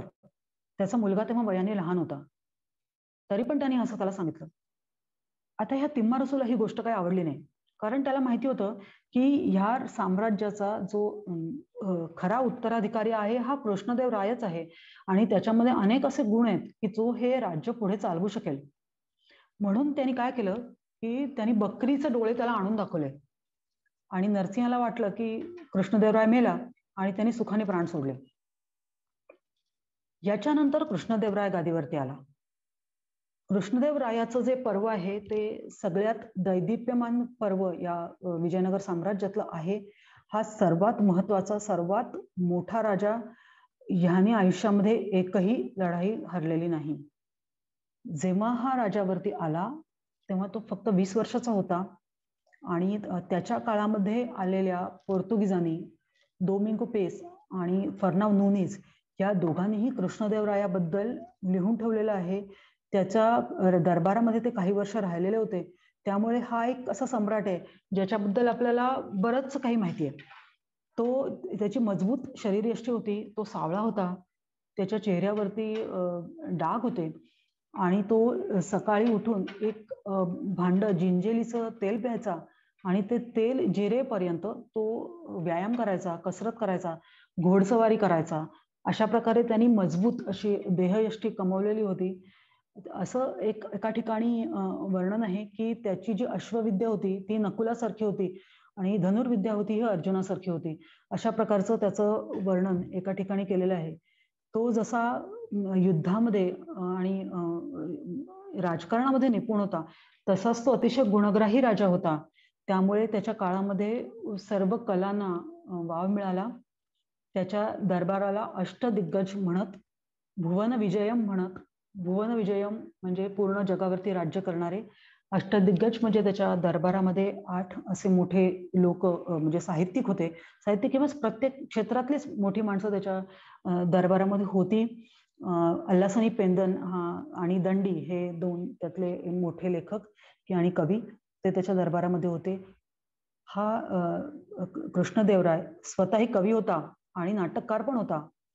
त्यांनी जांबुवती कल्याणम नावाचं एक नाटक लिहिलेलं आहे आणि पारिजात परिमणू आणि आमुक्त माल्यदा ही 2 संस्कृत काव्य त्यांनी लिहिलेली आहेत. याच्यानंतर त्याच्या आयुष्यामध्ये झालेल्या ज्या 3 मोठ्या लढाई आहेत त्यातली एक उदयगिरीची लढाई आहे, दुसरी रायचूरची लढाई आहे आणि तिसरी आहे ओरिसाची लढाई. ओरिसामध्ये असलेल्या प्रताप रुद्राबरोबर झालेली त्याची लढाई. या 3 लढाया त्याच्या साम्राज्यामधल्या महत्वाच्या लढाया आहेत. तर ज्याची जी पहिली उदयगिरीची लढाई आहे, तर उदयगिरीचा किल्लाही असा प्रचंड मोठा मजबूत किल्ला होता आणि त्या किल्ल्यावरती आक्रमण होऊन तो तसाच पाडणं इतकं सहज शक्य नव्हतं, कारण त्या किल्ल्याला एकच प्रवेशद्वार होतं. तर कृष्णदेवरायाने त्या किल्ल्याला वेढा दिला. 6 महिने त्यांनी वाट बघितली. त्याच्यानंतर आपले सैनिक पुढे घालून त्यांनी ते प्रवेशद्वार निर्माण केली आणि आत जाऊन त्यांनी तो किल्ला पाडला. तेव्हा त्याचा किल्लेदार महोपात्रा नावाचा एक किल्लेदार होता. ही पहिली उदयगिरीची लढाई. दुसरी लढाई ही रायचूरची लढाई.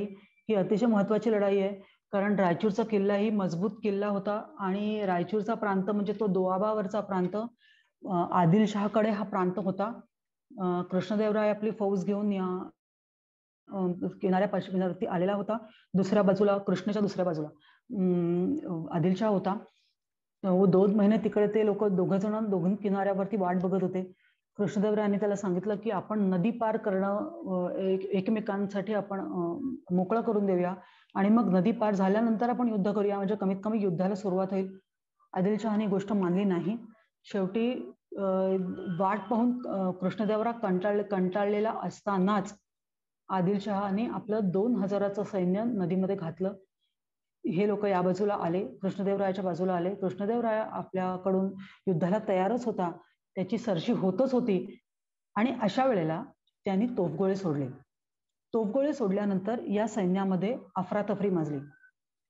आता पुन्हा स्वामी भक्ती आणि ही कल्पना आपण बघूया. त्या काळातली कल्पना ही देशभक्ती राष्ट्रभक्ती अशी नव्हती, तर स्वामी भक्ती अशी कल्पना होती. म्हणजे काय, एक राजा, त्याच्याकडे आपण नोकरी करायची, त्याच्यासाठी आपण लढायचं. हा राजा पडला किंवा काही त्याचं राज्य गेलं की दुसऱ्याकडे राज्य करायचं, अशा प्रकारचं होतं. त्याच्यामुळे जेव्हा हे लोकांच्या मध्ये अफरातफरी माजली, त्याचं सैन्य पळायला लागलं असं कृष्णदेवरायांनी पाहिलं, तेव्हा त्यांनी काय केलं की आपल्या हातातल्या अंगठ्या काढल्या, आपल्याकडे नोकराला दिल्या आणि सांगितलं की परत जा, राण्यांना सांग माझ्या की राया लढता लढता मेला. मग तो आपल्या सैनिकांच्याकडे वळला. त्यांना म्हटलं की आपल्याला सगळ्यांना एक ना एक दिवस मरायचं आहे, तर आपण लढता लढता मरूया. आपल्याकडचे जे सैनिक पळतायत त्यांना आधी मारूया आणि मग आदिलशाहच्याच लोकांना मारूया, पण आपण ही लढाई जिंकूया किंवा आपण ही लढाई कमीत कमी लढूया. असं म्हटल्यानंतर ह्या सैनिकांच्या मध्ये एकदम जोश आला. ते पाठी वळले आणि त्यांनी पुन्हा आदिलशाहवरती आक्रमण केलं. ही घटना त्या काळापुरती तरी फारच म्हणजे विचित्रच घटना म्हणायला पाहिजे, कारण असं होतच नव्हतं. त्यामुळे आदिलशाहचे सैनिक एकदम गोंधळून गेले आणि त्यांनी नदीमध्ये उड्या टाकल्या. कृष्णदेवरायाकडची ही मनुष्यहानी खूप झालेली आहे, पण आदिलशाहकडचा एकही माणूस परत गेला नाही. तर असा हा कृष्णदेवराय की ज्यांनी ही लढाई बुद्धीने जिंकली शेवटी, आणि तो रायचूरचा किल्ला विजयनगर साम्राज्यामध्ये सामील झाला. याच्यानंतरची लढाई ओरिसाची लढाई. या आदिलशाहच्या लढाईनंतर तो साधारणपणे 2 वर्ष त्यांनी लढाई केली नाही. त्यांनी आपलं राज्य सुराज्य करण्याकडे त्यांनी लक्ष दिलं. त्यांनी बांधलेले तलाव, फार सुंदर तलाव आहेत, अजूनही आहेत. आणि त्याच्यानंतर त्यांनी पहिली जी लढाई केली ती केली प्रतापरुद्रावरती. प्रतापरुद्र ओरिसामध्ये होता. त्याचंही स्वतःचं फार मोठं साम्राज्य होतं, खूप नायक त्याच्याकडे होते. पण कृष्णदेवराय तिथे गेल्यानंतर त्याच्या असं लक्षात आलं होतं की ह्या प्रचंड सैन्यापुढे आपला टिकाव लागणार नाही. म्हणून त्यांनी एक युक्ती केली. त्यांनी काय केलं, त्याच्या नायकांना चिठ्ठ्या पाठवल्या, निनावी चिठ्ठ्या, आणि त्याच्यामध्ये त्यांनी असं लिहिलं होतं की दुसरा कोण नायक ह्यांच्या तुमच्या विरुद्ध कट करतोय. अशा प्रकारे त्यांनी तिथे त्यांचा गोंधळ उडवून दिला. अशा प्रकारच्या चिठ्ठ्या त्याच्या प्रतापरुद्राकडे पण गेलेल्या होत्या आणि त्यांनी त्या लोकांना भेटी पण पाठवल्या होत्या. त्यामुळे प्रत्येकाच्या मनामध्ये संदेह निर्माण झाला. तर तो इतका झाला की काही नायक तर ते सोडून परत गेले होते आणि प्रतापरुद्राचं जे ओरिसाचं साम्राज्य होतं हे सहजपणे कृष्णदेवरायाला मिळालं. आता ही नायकांची रचना पण मी थोडक्यात सांगते. नायकांची रचना म्हणजे तेव्हा त्या काळी असं होतं की एखादा प्रांत जिंकला की तो तिथे एक नायक असायचा. तो नायक त्याला अर्ध स्वातंत्र्य असायचं. तो थोड्याफार प्रमाणात त्या प्रांताचा राजाच असायचा आणि ते प्रांत त्यांनी म्हणजे त्याच्या ताब्यात दिलेला असायचा. त्याचं एक कर्तव्य म्हणजे तिथून त्यांनी राजस्व गोळा करून राजाला द्यायचं आणि दुसरं म्हणजे लष्करी मदत करायची आणि बाकी सगळं त्यांनी आपण स्वतःच राजा असल्यासारखं तिथे राज्य करायचं. ह्या पद्धतीचा तेव्हा जरी फायदा दिसला तरी नंतर ह्या पद्धतीमुळे आपल्याला नुकसानच झालंय, कारण प्रत्येक नायकाने नंतर स्वतःला स्वतंत्र घोषित केलेलं होतं. पण तेव्हा राज्यकारभार करण्याच्या दृष्टीने ती पद्धत त्यांना सोपी वाटली असावी, कारण दळणवळणाची साधनं फार सीमित होती. तर प्रतापरुद्राच्याकडे पण तेच होतं आणि विजयनगर पण हे असंच, त्याला सेगमेंटरी साम्राज्य म्हणतात, तसं सेगमेंटरी होतं. तर प्रतापरुद्राचं ओरिसाचं साम्राज्य पडलं, पण राया दयाळू होता, सहिष्णू होता. त्यांनी तिथे आपल्या लोकांना सांगितलं की हे आपण नासधूस काहीच करायची नाही, हे राज्य आहे तसंच ठेवायचं आहे, त्यांचा आपण विश्वास जिंकायचा आहे. एवढंच नाही तर तो पुढे जाऊन त्यांनी प्रतापरुद्रालाही ही गोष्ट सांगितली. त्याच्या मुलीशी तुक्कादेवीशी त्यांनी विवाह केला. प्रतापरुद्राने हुंड्यामध्ये त्याला काही भाग दिला. ह्यांनी स्वतः काही भाग त्याला परत करून त्याचं राज्य राखलं आणि तो विजयनगरामध्ये परत आला. तुक्कादेवी म्हणजे त्याची आता प्रतापरुद्राची मुलगी, याची पत्नी, हिच्याबद्दलही सांगायला हवं. ही संस्कृत कवयित्री होती त्या काळातली आणि प्रसिद्ध कवयित्री होती. तिने एक तुक्का पंचकम नावाचं विरह काव्य लिहिलेलं आहे आणि ते प्रसिद्ध काव्य आहे, फार गोड आहे तेही काव्य. तर अशा रीतीने कृष्णदेवराय इथे परत आला. त्याचं अकाली निधन झालेलं आहे, जवळजवळ 45व्या वर्षीच त्याचा मृत्यू झाला. त्यांनी जे काही महत्वाचे बदल राज्यकारभारामध्ये केले त्यामध्ये भूमूल्यांकन पद्धत ही वेगळी त्यांनी सुरू केली. त्याला राया रेखा असं म्हणतात. त्यांनी जमीन मोजण्याचं परिमाण असतं ते बदललेलं होतं. तसंच कोरडवाहू जमिनीसाठी वेगळा कर, सुपीक जमिनीसाठी वेगळा कर, अशा प्रकारे त्यांनी एक पद्धत करून घेतली. त्याच्यामुळे जनता त्याच्यावरती खुश होती, संतुष्ट होती.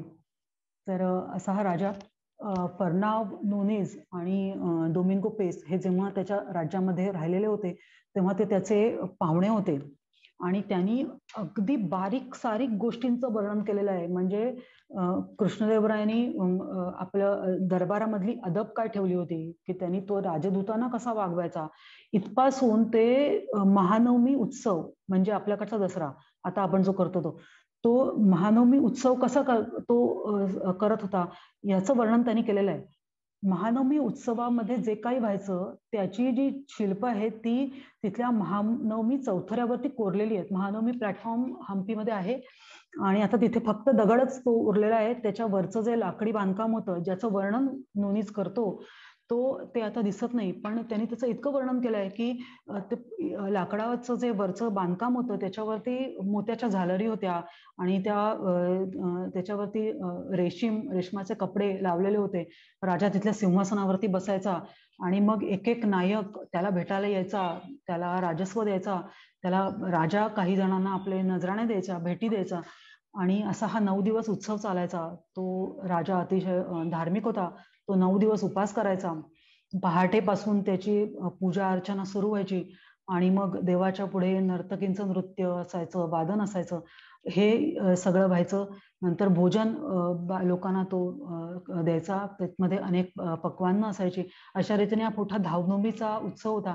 एका अर्थाने शक्ती प्रदर्शन होतं असं म्हणायला पाहिजे, कारण या काळामध्ये विजयनगर साम्राज्याचे जे काही सगळे नायक होते, जे लोक होते ते त्याला भेटायला इथे यायचे. मोठ्या प्रमाणामध्ये कर जमा व्हायचा. शेवटच्या दिवशी राया 3 बाण सोडायचा आणि मग जो बाण सगळ्यात दूर केलेला असेल तिथून तो स्वारी करायचा आणि तिथून मोहिमांना सुरुवात व्हायची. त्याच्या पुढे जाऊन एक गमतीशीर वर्णन त्यांनी केलं आहे की त्या पेसला ना राणी पाहिजे होती आणि तो त्या राजवाड्यामध्ये आला होता तेव्हा त्यांनी आपली इच्छा बोलून दाखवली. खरं तर आपल्याकडच्या पद्धतीप्रमाणे असं बोललं जात नव्हतं, पण त्याला असं वाटलं मनातून की आपण आता हे सगळे इतके वैभव संपन्न लोक आहेत, आपण राणी पाहूया. आणि हे सगळं महानवमी उत्सवाच्या आधीच प्रकार आहे, कारण महालक्ष्मी उत्सवामध्ये राण्या त्यांनी पाहिल्या.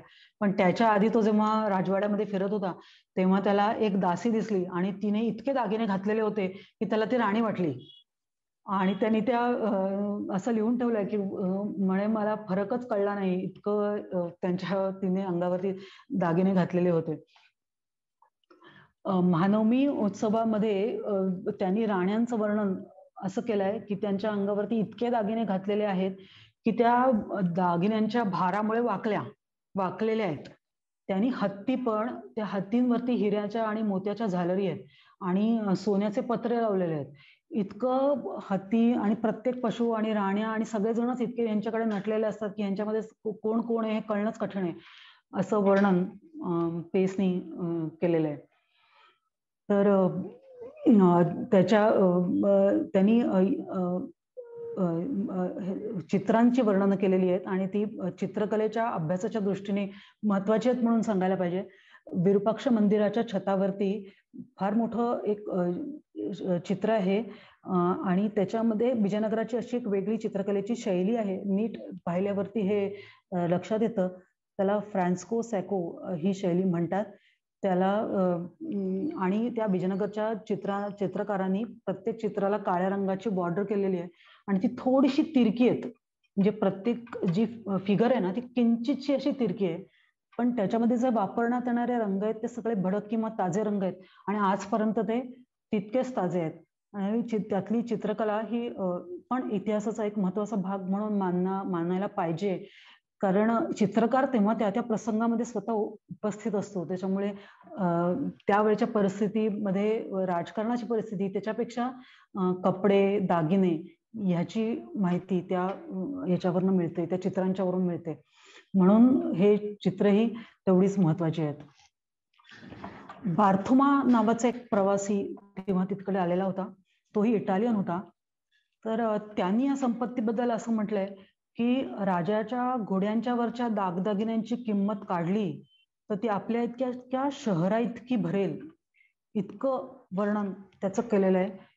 आणखीन एक तो दुसरं असं सांगतो की या शहरामधला कायदा आणि सुरक्षा इतकी मजबूत आहे, इतकी नाकेबंदी आहे की रायाच्या परवानगीशिवाय पक्षीही आपला पंख फडफडवू शकत नाही, इतकी सुरक्षा याच्याकडे आहे. तसंच त्यांनी त्या हम्पीला असलेल्या कोटाचं म्हणजे तटबंदीचं वर्णन त्यांनी केलंय. तो म्हणतो की तटबंदी इतकी उंच आहे की टेकड्या दिसत नाहीत, म्हणजे ज्या पाठच्या आपण त्या टेकड्या बघितल्या होत्या त्या टेकड्या दिसत नाहीत, इतकी मोठी तटबंदी आहे. काही जणांनी असं म्हणजे त्याचं हे केलंय की 7 तटबंद्या होत्या, पण त्या 7 नसाव्यात, 7 प्रवेशद्वार असावीत आणि 7ही प्रवेशद्वारांच्या वरती कडेकोट बंदोबस्त होता. त्यांनी सर्वधर्म समभावाबद्दल पण लिहिलेलं आहे. सर्वजण रस्त्यावरती आरामात फिरू शकतात असं त्यांनी म्हटलेलं आहे. आणि म्हणजे जैन धर्म, वैष्णव पंथ किंवा कुठलाही पंथ याच्याबद्दल त्यांनी हेच म्हटलंय की ह्या सर्व लोक तिथे आपापल्या धर्माचं पालन करू शकतात. इतकं त्यांनी सुंदर वर्णन याचं केलेलं आहे.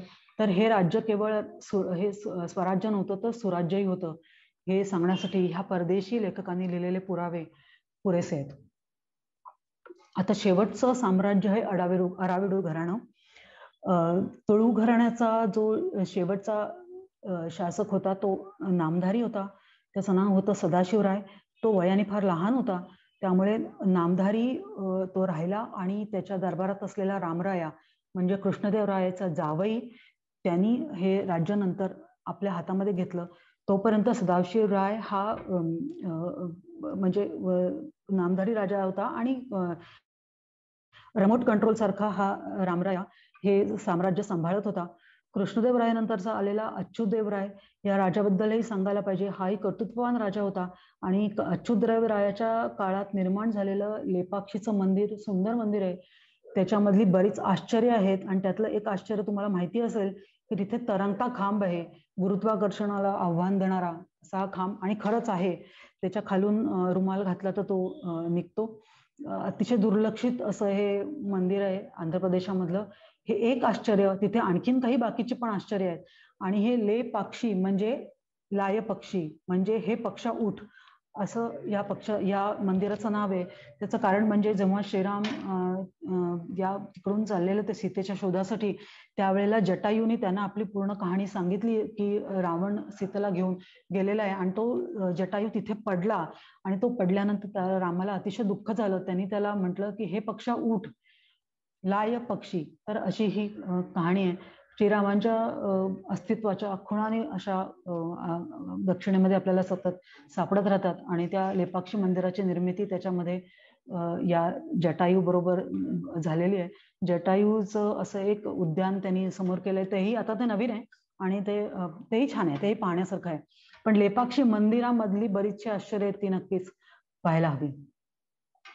तर हा सदाशिवराय, रामरायांनी रिमोट कंट्रोलने हे राज्य चालवलं. रिमोट कंट्रोलने राज्य चालवणं काय हे आपण अनेक वर्ष पाहिलंय.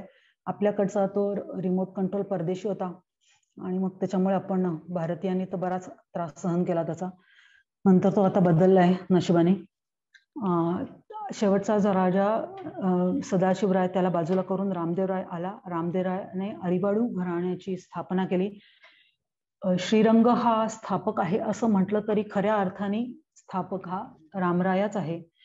रामरायाच्या हातामध्ये फार मोठं समृद्ध वैभवशाली साम्राज्य आलेलं होतं आणि त्याच्यामुळे जे काही दुर्गुण निर्माण होतात ते दुर्गुण त्याच्यामध्ये निर्माण झालेले आहेत.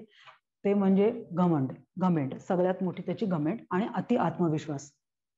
याच्या काळामध्ये तालिकोटची प्रसिद्ध लढाई झाली आणि हम्पीचं वैभव इथे संपलं. अरिविडू घराण्यामध्ये साधारण 10 ते 11 राजे आहेत. रामरायानंतर जे वैभव संपलं ते थोड्याफार प्रमाणात राहिलं आणि मग शेवटी हे साम्राज्य संपलं. तालिकोटची लढाई का झाली? आपल्याला इतिहासामध्ये ज्या अतिशय महाग पडलेल्या लढाया आहेत त्याच्यामधली एक लढाई ही तालिकोटची लढाई आहे. 1965 मध्ये ही लढाई झाली. या ज्या 5 शाया होत्या बहामनी सल्तनतीतून तयार झालेल्या, त्यांच्या ही गोष्ट लक्षात आली होती की आपण एकट्याने विजयनगर साम्राज्याचा पाडाव करू शकणार नाही, म्हणून या 5 शाया एकत्र आल्या आणि त्यांनी एकमेकांमध्ये दिलजमाई करायचा प्रयत्न केला. सोलापूरला हे लोक सगळ्यांनी पहिल्यांदा भेटले. त्यांनी एकमेकांशी रोटीबेटीचा व्यवहार केला, म्हणजे ह्याची मुलगी त्याला, त्याची मुलगी याला, असं करून त्यांनी नातेसंबंध जोडले. त्याच्यानंतर त्यांनी ठरवलं की चला आता आपण विजयनगरवरती आक्रमण करूया. याच्यामध्ये सगळ्यात जास्त चिडलेला होता निजाम. निजामाला रामरायाचा पाणउतारा करायचा होता. त्यामुळे हे लोक सगळे एकत्र आले. डिसेंबर मध्ये त्यांनी लहान मोठ्या लढाया सुरू केल्या होत्या. विजयनगराने त्यांना अगदी या लढायांना सहज उत्तर दिलं होतं आणि त्यांचा तिथे पाडाव झालेला होता. त्याच्यानंतर 26 जानेवारी 1565 मध्ये हे सगळे जण राकसग्गी आणि तंगडग्गी या गावांच्या जवळ भेटले. हे राकसग्गी आणि तंगडग्गी म्हणजे राक्षस तंगडी, जे आपल्याला सांगितलं गेलं आहे. तर तिथे हे लोक भेटले. त्यांनी विजयनगरवरती जेव्हा हल्ला केला, विजयनगर म्हणजे त्या ठिकाणी रामरायाचे सैन्यावरती हल्ला केला. हे दोन सैन्य एकमेकांच्या समोर आलेले होते. रामरायाकडे प्रचंड सैन्य होतं, प्रचंड, म्हणजे त्याची 5 ते 7 लाखाची फौज होती आणि शायांचं सैन्य तामानाने कमी होतं. पण त्यांनी काही गोष्टी वापरलेल्या होत्या. त्यामध्ये एक त्यांनी असं म्हटलं होतं की आपल्याला काफिरांचा नाश करायचा आहे आणि आपल्याला हे करण्यासाठी अल्लाने आज्ञा दिलेली आहे. या 2 गोष्टी त्यांनी सांगितल्या. सुरुवातीच्या काळामध्ये विजयनगर ची सरशी होत होती. रामराया हत्तीवरती बसला होता आणि तो सोनं, नाणं, हिरे असं खाली फेकून लोकांना, सैनिकांना वाटत होता. त्यामुळे सैनिक आणखीन जोमाने लढत होते. आणि ह्याच्यामध्येच काय झालं की ते बघून आदिलशहा आणि कुतुबशहाच्या सैन्याने ठरवलं की आपण आता परत जाऊया, हे काय आपण यांना जिंकू नाही शकणार आहोत. पण निजाम मात्र ठाम राहिला. त्याचा जो सैनिक होता हुसेन, तो सगळ्यांना प्रोत्साहन देत राहिला. आणि ते जेव्हा त्यांनी हे जे काफिरांचे आपल्याला हार करायचे, असं हारवायचं त्यांना हे जेव्हा म्हटलं, तेव्हा या विजयनगरच्या सैन्यामधले असलेले गिलानी बंधू त्यांनी बंड केलं. त्यांनी आपला पाला बदलला आणि ते एकदम शाह्यांच्या बाजूने लढायला लागले. त्याच्यामुळे विजयनगरच्या सैन्याला समजलंच नाही की आपले लोक आपल्या विरुद्ध लढायला लागले. दुसरं, या शाह्यांनी तोफगोळे वापरायला सुरुवात केली. त्यामुळेही विजयनगरच्या सैन्यामध्ये घबराट पसरली. नंतर हुसेनचा हत्ती रामरायाच्या हत्ती समोर आला आणि त्यांनी रामरायाच्या माहुताला सोंड्याने उचलून पाडलं. रामराया पडला. ही घटना फार महत्वाची होती. या घटनेमुळे विजयनगर साम्राज्य पडलं. हुसेननी त्या रामरायाला उचललं आणि आदिलशहाचा जो सेनापती होता रोमी खान, त्याच्या समोर नेलं. रोमी खान त्याला घेऊन आदिलशहा समोर गेला आणि आदिलशहाने त्याचं मुंडकं उडवायचं हुकूम दिला. रामरायाचं मुंडकं त्यांनी उडवलं आणि ते काठीवरती उंच धरलं. ते पाहिल्यानंतर उरला जो उत्साह या सैन्यामध्ये होता तोही गेला. विजयनगरचा दुसरा राजकुमार मारला गेला आणि हे सगळं सैन्य वाट फुटेल तिकडे पळत सुटलं. त्याच्यामधला तिरुमला जो होता तो पळून गेला आणि त्यांनी आनेगोंडीच्या जवळ असलेल्या पेनुकोंडा किल्ल्यावरती त्यांनी आश्रय घेतला आणि प्रजेला आपल्या याच्यावरती नशिबावरती सोडून दिले. आता ही फौज आली हम्पीच्या दरवाजावरती. हम्पीच्या 7ही प्रवेशद्वारांच्या वरती कडेकोट बंदोबस्त. बरं, ह्या लोकांनी आयुष्यामध्ये कधीही शत्रुदारी आलेला ऐकलेलाच नाहीये. पिढ्या या लोकांना माहितीच नाही की असं कधी काही झालेलं आहे. त्यामुळे हे जेव्हा शाह्यांचे सैनिक आत घुसले तेव्हा त्यांना परिस्थिती समजायला किंवा त्याच्यावरती विश्वास ठेवायलाच बराच वेळ लागला. या सर्व लोकांनी आतमध्ये 3 दिवस प्रचंड धुमाकूळ घातला.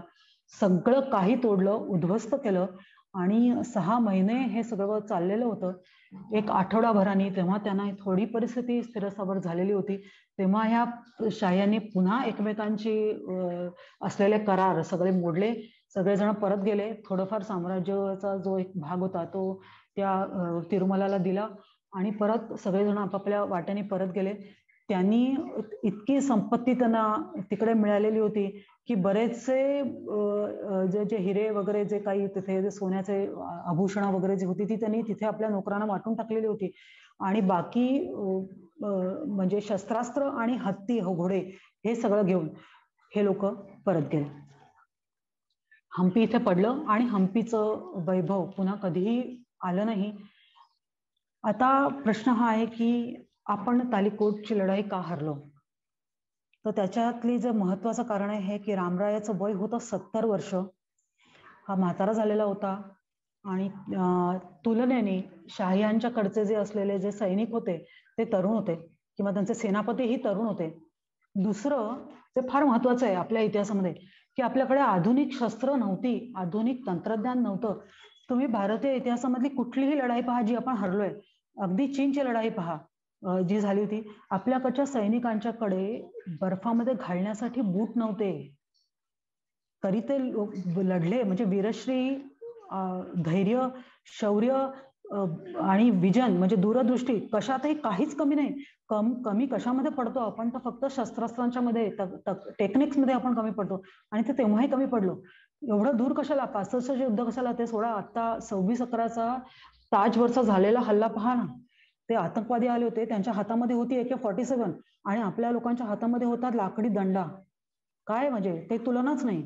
इथेच आपण सगळीकडे मार खातो. आणि तसंच तालिकोटमध्ये झालं होतं, तिथेही शस्त्र नव्हती.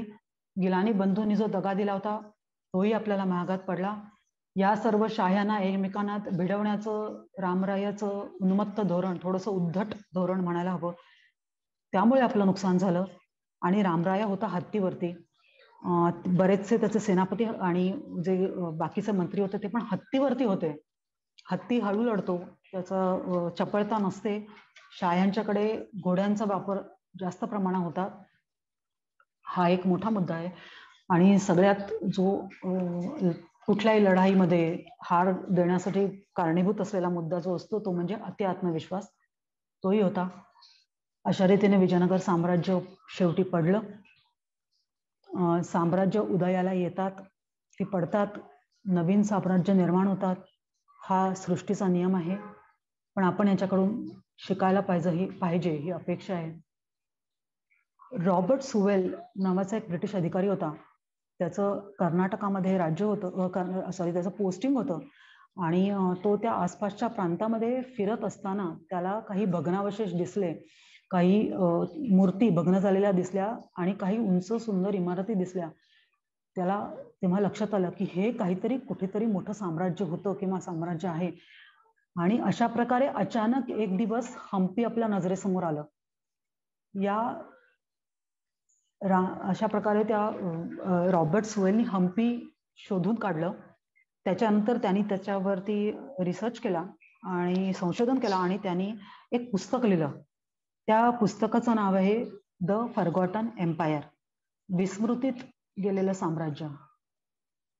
हे साम्राज्य विस्मृतीत जावं इतकं लहानचं, इतकं खिडूक मिडूक नक्कीच नाही. आपल्या पूर्ण इतिहासावरती फार मोठा याचा प्रभाव आहे. वैभवशाली साम्राज्य, आपला जेत्यांचा इतिहास आहे. त्यामुळे हे विस्मृत साम्राज्य न होता आपलं हृदयस्थ साम्राज्य व्हावं हीच इच्छा, हीच विरूपाक्षाच्या चरणी प्रार्थना. तुम्ही सर्वांनी मला इथे बोलायची संधी दिलीत याबद्दल मी तुमचे आभार मानते आणि इथेच थांबते. धन्यवाद.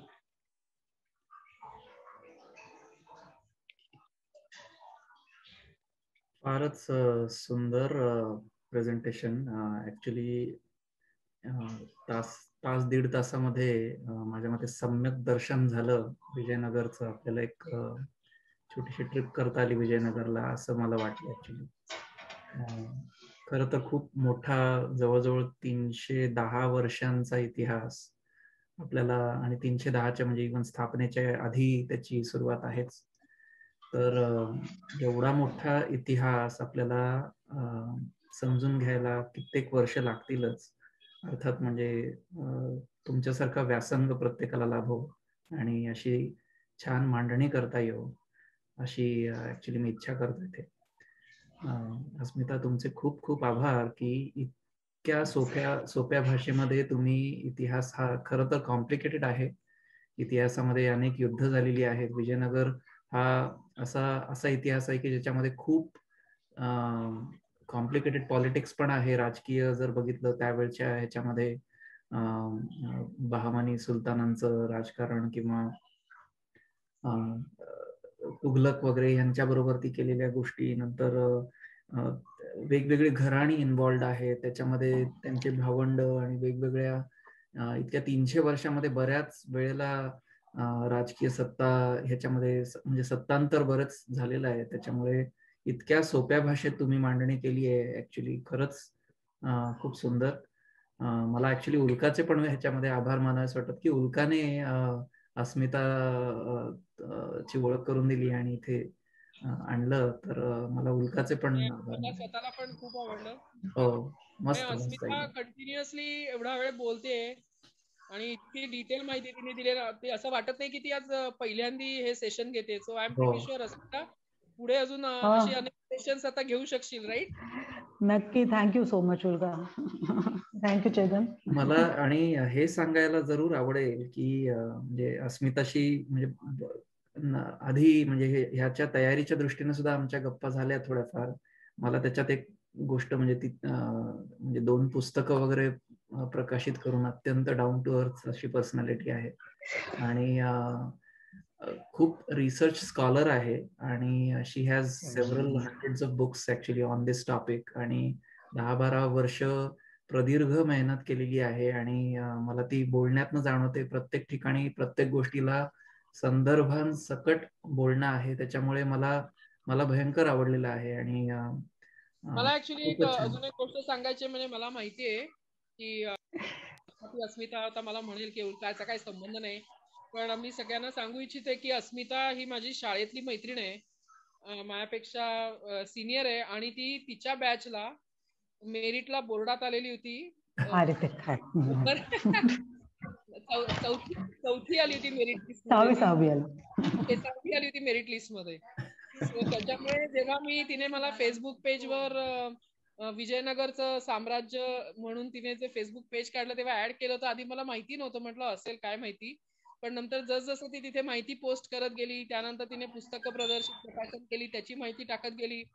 म्हणजे मला फार आवडलं. म्हणजे आय नो की ती तिचं प्रोफेशन जे डेंटिस्ट आहे ते तर ती चांगल्या प्रकारे हँडल करतच असेल, पण तिने बाजूला ही आवड जोपासली आणि त्याच्याबद्दल एवढा तिने अभ्यास केला आणि तिचा व्यासंग दांडगा आहे याच्यातला. So I am really happy की आज इतके वर्षांनी इतिहास मंचच्या निमित्ताने ऑलमोस्ट आम्ही मला वाटतं दोघी किती 25 वर्षांनी ऑलमोस्ट इतिहास मंचच्या निमित्ताने परत फेस टू फेस ऑनलाईन का होईना भेटलो आणि बोललो. रिअली थँकफुल की आपण इतिहास मंच सुरू केला, त्यानिमित्ताने माझी जुनी मैत्रीण मला परत भेटली. त्यामुळे मला पण मजा आली.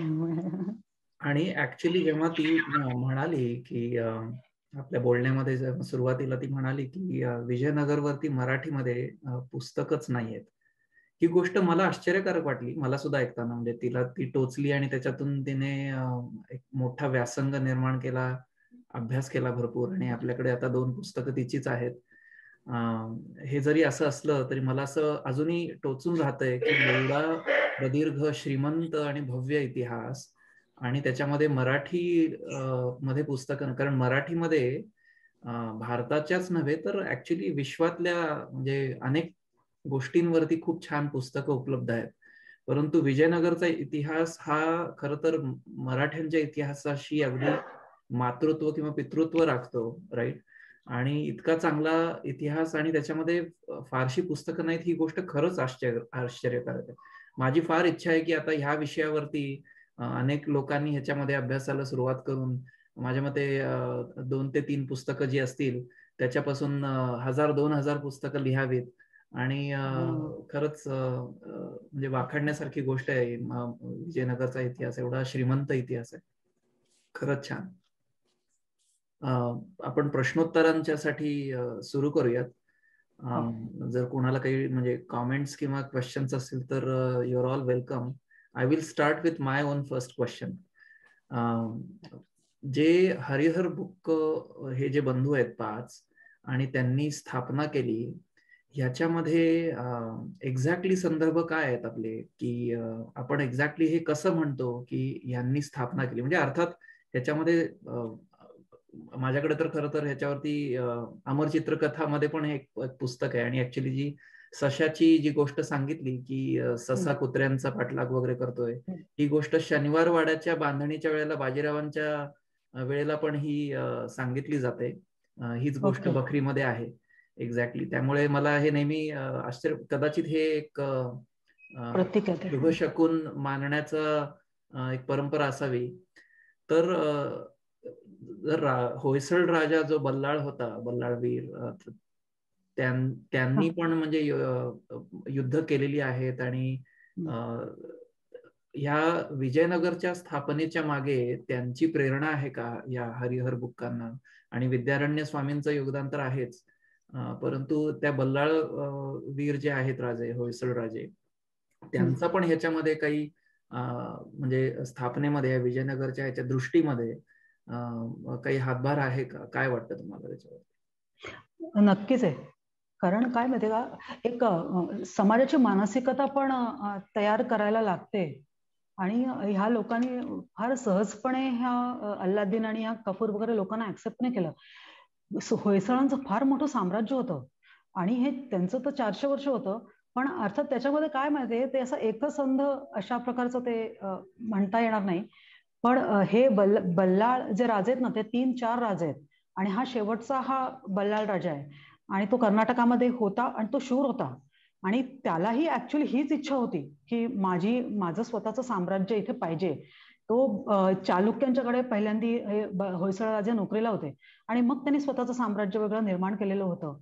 तर एक पार्श्वभूमी जी तयार करायची असते ना, जी म्हणजे बैठक लागते, वैचारिक बैठक, ती होयसळ बल्लाळाने तयार केलेली होती. तो दुर्दैवाने मारला गेला लढाईमध्ये. तो मारला गेला नसता तर विद्यारण्यांनी त्याला पण मदत करून हे साम्राज्य तेव्हाच निर्माण झालेलं असतं. त्याच्यामुळे अशी एक ज्योत पेटवणं म्हणतात ना, ते काम बल्लाळाने केलेलं आहे. या होयसळांची, म्हणजे आता हा विषय हा नाही आहे आपला, पण होयसळांची मंदिरं अप्रतिम आहेत. अतिशय सुंदर मंदिर आहे आणि ती पाहायलाच पाहिजेत. Highly recommended. अक्षरशः म्हणजे बँगलोरच्या जवळ जे राहतात त्यांनी हलेबीडचं मंदिर तर म्हणजे मिस करूच नाही. इतकं सुंदर मंदिर आहे. फार म्हणजे हे सगळं पैसा समृद्धी असेल तरच शक्य असतं, किंवा शांतता असेल तरच शक्य असतं. असं करता येणं शक्यच नसतं. जेव्हा ह्या अशा सरकारच्या कला निर्माण होतात, असं स्थापत्य निर्माण होतं, तेव्हा नक्कीच ह्या दोन्ही गोष्टी त्या राज्यकर्त्यांनी दिलेल्या असतात. म्हणून त्याचं श्रेय जातच वीर बल्लाळाकडे. खरंय. ऍक्च्युली म्हणजे स्टेबिलिटी जर असेल तरच ही गोष्ट शक्य आहे. हे मात्र अगदी खरं आहे. खरोखर म्हणजे 300 वर्षांच्या वरती विजयनगरचं साम्राज्य टिकलेलं आहे. स्टेबल, एक मोठं आणि जवळजवळ दक्षिण भारतावरती संपूर्ण राज्य केलेलं आहे आणि असा मोठा इतिहास आपल्याकडे इतका माहिती नाहीये. मला सुद्धा ते आता टोचायला लागले जास्ती. गुड. पण अजून कोणाला काही कॉमेंट्स किंवा प्रश्न असतील तर जरूर पुढे या आणि विचारू शकता तुम्ही. डॉक्टर हवालदार, मी माधव गोगावले बोलतोय. जस्ट एक कॉमेंट. 76ला आम्ही कॉलेजच्या टूरवर गेलो होतो. तिथं संपूर्ण 8 ते 10 तास घालवला आम्ही तिथं. जेवढी माहिती आम्हाला त्या 8-10 तासात मिळाली नाही, तेवढी माहिती तुम्ही 1.5 तासामध्ये दिली. सुंदर, ब्युटिफुल. Thank you very much. माझा क्वेश्चन, मला ह्या विजयनगरच्या साम्राज्याबद्दल लिहावं किंवा त्याची अभ्यास करावा, याची प्रेरणा कशी मिळाली? ओके, मी सांगते. एक मी लेख वाचला होता. त्यांचं मला लेखाचं नाव पण आठवत आहे. ॲडव्होकेट सुशील अत्रे म्हणून एक लेखक आहेत. त्यांनी लिहिलं होतं की हे 10-12 वर्षापूर्वीची गोष्ट आहे की हम्पी त्यांनी पाहिलं वगैरे, आणि त्यांची पद्धत म्हणे अशी की कुठल्याही ठिकाण पाहण्यापूर्वी आधी इतिहास वाचायचा आणि मग ते ठिकाण पाहायचं. तर त्यांना इतिहास वाचण्यासाठी पुस्तकच मिळालं नाही. तर त्यांनी असं लिहिलं होतं की मराठीमध्ये पुस्तक उपलब्धच नाहीये. एक खूप जुनं पुस्तक आहे ते आहे, पण ते अगदी पिवळी पानं वगैरे पडलेलं असं आहे आणि त्याच्यानंतर नाहीये. मला याचं फार आश्चर्य वाटलं, म्हणजे दुःखच झालं म्हणजे खरं तर. आणि एक तर विश्वासच बसला नाही की असं शक्यच नाही. त्यामुळे मी शोधायला सुरुवात केली आणि मी राहते इंदूरला, पण ना माझी बहीण वगैरे लायब्ररियन आहेत आणि ओळखी आहेत बऱ्याच लायब्ररियन्सची. तर मी सगळ्यांना सांगितलं होतं की मला विजयनगर बद्दल जे काही मिळेल ते द्यायचं. तर कोणी द्यायला तयार नाही, कोणी काही सांगितलं नाही, मराठीत नाहीच. असं हे झालं. शेवटी नाशिकच्या एका लायब्ररीमध्ये एक दुर्मिळ पुस्तकं म्हणजे रेअर बुक्स कॅटेगरीमध्ये एक पुस्तक होतं. ते विजयनगर स्मारक ग्रंथ असं त्याचं नाव आहे. तर ते त्यांनी मला ते द्यायला तयार झाले नाही. तर त्यांनी शेवटी त्यांना अक्षरशः विनंती केली की मला तुम्ही एकदा वाचायला द्या. काही नाही, शेवटी त्यांनी ते झेरॉक्स करून द्यायचं मान्य केलं आणि ते त्यांनी मला झेरॉक्स करून दिलं. मला इतकं वाईट वाटलं या गोष्टीचं की सामान्य माणसापर्यंत इतिहास पोहोचूच शकणार नाही. मी तो इतिहास वाचला तेव्हा आणि मग मी शोधायला सुरुवात केली तर हिंदीमध्ये काहीच नाही सापडलं, पण मला इंग्लिशमध्ये बरंच काही सापडलं, खूप मिळालं. आणि मग ते सगळं वाचलं. ते वाचण्यामध्ये बराच वेळ गेला आणि मग त्याच्यानंतर असं वाटलं की हे सोप्या भाषेत लिहून ठेवायला पाहिजे. म्हणजे खऱ्या अर्थाने ना, म्हणजे थोडी आपली अशी एक खोड आहे की आपण ना संस्कृत प्रचूर शब्द फार वापरतो आणि आपण नको तिकडे भाषा जरा जास्त कॉम्प्लिकेट करून ठेवतो. तर असं न करता साध्या भाषेमध्ये साधे शब्द वापरून आपण लिहिलं म्हणजे इतिहासच समजला पाहिजे. आपलं काय भाषा अलंकारिक किती आहे हे दाखवण्याची काही गरज नाही. असा सोपा इतिहास लिहून ठेवावा असं मला वाटलं. मग मी माझ्यासाठीच लिहिलं पहिल्यांदी की मी नोट्स काढल्या वगैरे आणि मग त्याचं पुस्तक केलं आणि ते कॉन्टिनेंटलने फार आरामात छापलं. असं झालं ते खरं तर. आणि मग त्याच्यामध्ये इतकं जात गेले ना की मग शिल्पांचा अभ्यास केला, मग चित्रांचा केला, मग फक्त मंदिरं, असं एक एक एक एक एक एक बघत गेलं आणि असं वाटलं खूपच आहे हे, म्हणजे अथंगच आहे असं वाटत गेलं. मग त्याच्या आसपास जसं आता होयसळ आहे हे फारच आहे असं वाटायला लागलं. असं झालं. सहज झालं खरं तर. थँक्यू. ब्युटिफुल. थँक्यू. मी कर्नाटकात शिकलेली आहे लहानपणी. कर्नाटकची आहे, गदग. हम्पीच्या खूप एक 2 तासावरती आहे. तर हम्पीला गेले होते मी लहानपणी पण गेले होते आणि नुकतीच पण जाऊन आले. आणि I have studied watch but it kind of reminded me again and it was really very very informative. सगळं विसरले होते मी. So thank you.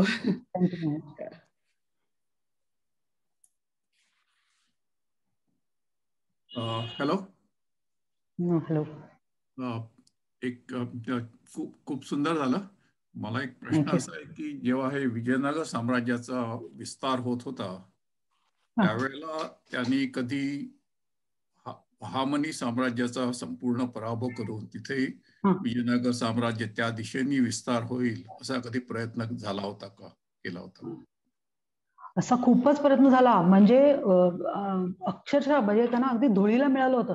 पण आता एक लढाई मी कृष्णदेवरायची सांगते तुम्हाला. जी रायचूरची लढाई होती ना त्यामध्ये आदिलशहाचा इतका वाईट पराभव केला होता त्यांनी की तो पळून गेला होता. विजापूर सोडून पळून गेला होता आणि कृष्णदेवराय तिकडे जाऊन राहिला. मग काय झालं की आसपासच्या त्या 2-3 शाया होत्या त्यांनी याला विनंती केली की त्याला काय थोडाफार प्रांत द्यावा परत आणि अगदीच त्याला नेस्तनाबूत करू नये असं. आणि मग पुन्हा थोडी आदिलशाही सुरू झाली. असं प्रत्येकाच्या बाबतीतच झालं. म्हणजे त्यांना ह्या विजयनगरला ही बरारशाही आणि हे हरवणं यांना किंवा यांना बिलकुल नेस्तनाबूत करणं काय अशक्य नव्हतंच, अजिबातच नव्हतं. पण ते थोड्याफार प्रमाणात त्यांनी इथे चालू ठेवलं. मला वाटतं ते थोडासा एक धोरणाचा पण प्रकार असावा. जसं त्यांनी त्या बहामनींचे 5 तुकडे केले तसा हा प्रकार असावा आणि त्यामुळे सतत हे चालू राहिलं. पण निश्चितच त्यांना ते सतत त्यांना लुटत राहिले आणि इतकं की त्यांची बघा ना, त्यांनी जेव्हा लढाई करण्याची त्यांच्यावर हल्ला करण्याची वेळ आली तेव्हा ते 5 जण एकत्र झाले आणि किती रोटीबेटीचा व्यवहार वगैरे करून. म्हणजे त्यांना प्रत्येकाला मनातनं आपली शक्ती माहिती होती की मी एकटा यांचं काही बिघडवू शकणार नाहीये, म्हणून असं झालं. पण त्या 5 शाही होण्याच्या आधी जेव्हा बहामनी राज्य होतं त्यावेळेला त्यांचा पराभव करण्याचा कधी प्रयत्न नाही का झाला? ते राज्य तेव्हा छोटं होतं ना, छोट्या प्रमाणात होतं. आणि हे लोक खालच्या बाजूला जे चोला आणि पांड्या होते त्या लोकांना जिंकून दक्षिणेकडे साम्राज्य विस्तार करण्याच्या प्रयत्नामध्ये होते. आणि हा फक्त 10 वर्षाचा काळ आहे. एका साम्राज्याच्या दृष्टीने हा काळ फार लहानचा आहे आणि 5 भाऊ 5 जगाने वाढवत होते म्हणून हे साम्राज्य वाढत होतं. त्यामुळे सुरुवातीला ज्या लढाया झाल्या त्या कमी प्रमाणात. म्हणजे दुसऱ्या देवराच्या काळामध्ये लढाई झालेली आहे, मोठ्या प्रमाणावरती एक बहामनी सुलतानांच्या बरोबर लढाई झालेली आहे. पण तोपर्यंत एक 50-60 वर्षाचा काळ गेलेला आहे. माझ्या 200-250 वर्षाचा जो कालखंड आहे विजयनगर साम्राज्य त्यावेळेला बहामनी राज्याचं म्हणजे महाराष्ट्रात संबंध बहामनी राजांचं राज्य होतं. आणि मग दुर्दैवाची अशी गोष्ट आहे मग विजयनगर साम्राज्य जो त्यावेळेला उत्तरेकडे जो वाढलं असतं महाराष्ट्रात मुसलमानांचं राज्य तेवढा प्रभावी झालं नसतं. नक्कीच नसतं झालं, पण त्याने तेवढा तिथे खालचा राखला हेच खूप आहे. विजयनगरच्या साम्राज्यामध्ये असं आहे की सुरुवातीला जेव्हा हे करत होते त्यावेळेला म्हणजे ह्या सगळ्यांच्या आधी म्हणजे खिलजी पासून तुघलकांपर्यंत संपूर्ण दक्षिण भारत त्यांनी व्यापलेला होता आणि तिकडे सगळीकडे जागोजागी मुसलमान सुभेदार लावून ठेवले होते ना, म्हणजे पांड्य आणि त्रिचनापल्ली, होयसळांकडे झाले नाहीत पण वरंगळला सुद्धा त्यांनी सुभेदार लावलेले होते.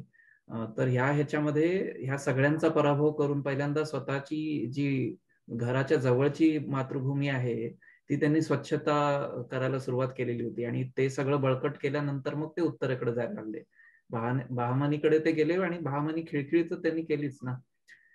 पण ह्या शाह्या जेव्हा एकत्र आल्या तर तालिकोटमध्ये ऍक्च्युली दुर्दैवाने, जसं ते युद्धाचं सांगितलं, त्या दुर्दैवाने खरं तर ते हे झालं नाही, तर विजयनगरचा इतिहास आणि भारताचाच इतिहास पर्यायानं वेगळा असता माझ्या मते. म्हणजे आदिलशहा, मी ऍक्च्युली सकाळी आज त्याच्याबद्दल थोडं वाचत होतो, तर त्या ह्याच्यामध्ये कृष्णदेवरायाने अट अशी घातलेली ऐकलं मी की म्हणजे मी अटी वगैरे मान्य करतो, तुला राज्य वगैरे थोडंफार मी तुझ्या अटींपैकी तुला परत देतो, असं संपूर्ण नेस्तनाबूत करत नाही, पण तू येऊन इथे माझ्या पायाचं चुंबन घ्यायला पाहिजे, अशी काहीतरी अट घातली होती असं मी एका ठिकाणी ऐकलं. तर म्हणजे मला माहित नाही की याच्यात संदर्भ कितपत खरा आहे, पण म्हणजे अशा अटींमुळे तो आलाच नाही. जो आदिलशाह होता तो पळून गेला तिथून, की त्याला जाणवलं की हा काय मला देणार नाही आणि जर मी जवळ गेलो तर कदाचित पकडून मारूनच टाकेल, असं मी ऐकलं. अर्थ त्याला मी पूर्ण डिटेलमध्ये नाही वाचलंय, परंतु असं ऐकल्यानंतर मग मला आश्चर्य वाटलं की म्हणजे केवढी पॉवर होती कृष्णदेवरायांकडे, की काय कंट्रोल असेल तो, म्हणजे ओव्हरऑल जिओ पॉलिटिक्स जे काही चाललेलं होतं त्यांचं त्याच्यामध्ये. Hello, this is Aruna Dabholkar. मी तुमचं खूपच छान झालं, अगदी म्हणजे जाऊन पाहावं असं वाटतं आता हम्पीला एकदा तरी. आणि एक छोटा प्रश्न होता की तुम्ही एवढे 5 वंश आणि त्यांच्या एवढ्या पिढ्या वगैरे 300 वर्ष तिथे राज्य केलं, तर त्यातल्या कोणी असं एका राजाने किंवा एखाद्या वंशाने हे सगळी शिल्प, देवळं वगैरे बांधायला सुरुवात केली, याची काही माहिती आहे का? सर्वांनीच बांधली ना, सर्वांनी बांधली, जीर्णोद्धार केले त्याने. जसं काही विरूपाक्षाचं मंदिर आहे ना, ते 7व्या शतकापासूनचं मंदिर आहे, पण ह्याने जीर्णोद्धार केला, वाढवली. आधी होती तीच वाढवली सगळी. हो. आणि कृष्णदेवरायाने तर हम्पीमध्ये पाहिलंच असेल तुम्ही, विठ्ठल मंदिर आहे, किती सुंदर मंदिर आहे ते बांधलं. बाळकृष्णाचं मंदिर बांधलं. तर म्हणजे विठ्ठल मंदिराचं वैशिष्ट्य असं की आपल्या युजली महाराष्ट्राच्या बाहेर विठ्ठल दिसत नाही, पण कृष्णदेवरायांनी ते मंदिर बांधलंय. त्या मंदिरामध्ये संयुक्त खांब आहेत आणि त्याच्यामधून त्याला म्युझिकल पिलर्स म्हणतात, त्यातनं संगीत उमटतं. तर आणि त्याच्या समोर एक दगडी रथ आहे, ते ओरिसाचं जे सूर्य मंदिर आहे ना, त्याच्या रथाची प्रतिकृती आहे ती आहे. म्हणजे हे सगळं त्यांनी मंदिर तर खूपच पूर्ण साम्राज्यात बांधले आहे सर्वांनी. अस्मिता यांचं ऍक्च्युली पुस्तकच आहे त्याच्यावरती. दुसरं जे पुस्तक आहे, पहिलं पुस्तक तर आजच्या व्याख्यानाचाच विषय होता, दुसरं पुस्तक त्यांचं विजयनगरचे शिल्पकाव्य म्हणूनच आहे. म्हणजे त्या एक मोठं विश्वच त्याच्यातलं त्यांनी त्याच्यात डिस्कस केलं. माझ्या मते आपण त्यांना खूप आग्रह केला की ते पुढचं सेशन पण आपल्याला करून देतील विजयनगरच्या शिल्पांवरती. हा, मला एक सांगायचं होतं, विचारायचा होता प्रश्न. खूपच सुंदर झालं, म्हणजे खरंच संपूर्ण असं वाटत होतं अगदी, आणि बरीच छान माहिती कळली. एवढं डिटेलमध्ये कधीच ऐकलं नव्हतं. आणि ते तुम्ही उल्लेख केलेलं तुक्का पंचकम विरह गीत ते संस्कृत मध्ये आहे का? हो. बर. आणि अवेलेबल आहे ते, म्हणजे? हो, व्हेरी इंटरेस्टिंग. आणि ते कोणाची ती बहीण होती? मुलगी, ओरिसाच्या राजांची मुलगी. आणि त्यांनी कृष्णदेवरायाशी लग्न केलं. हो, जगन्मोहिनी असं म्हणतात तिला. बर.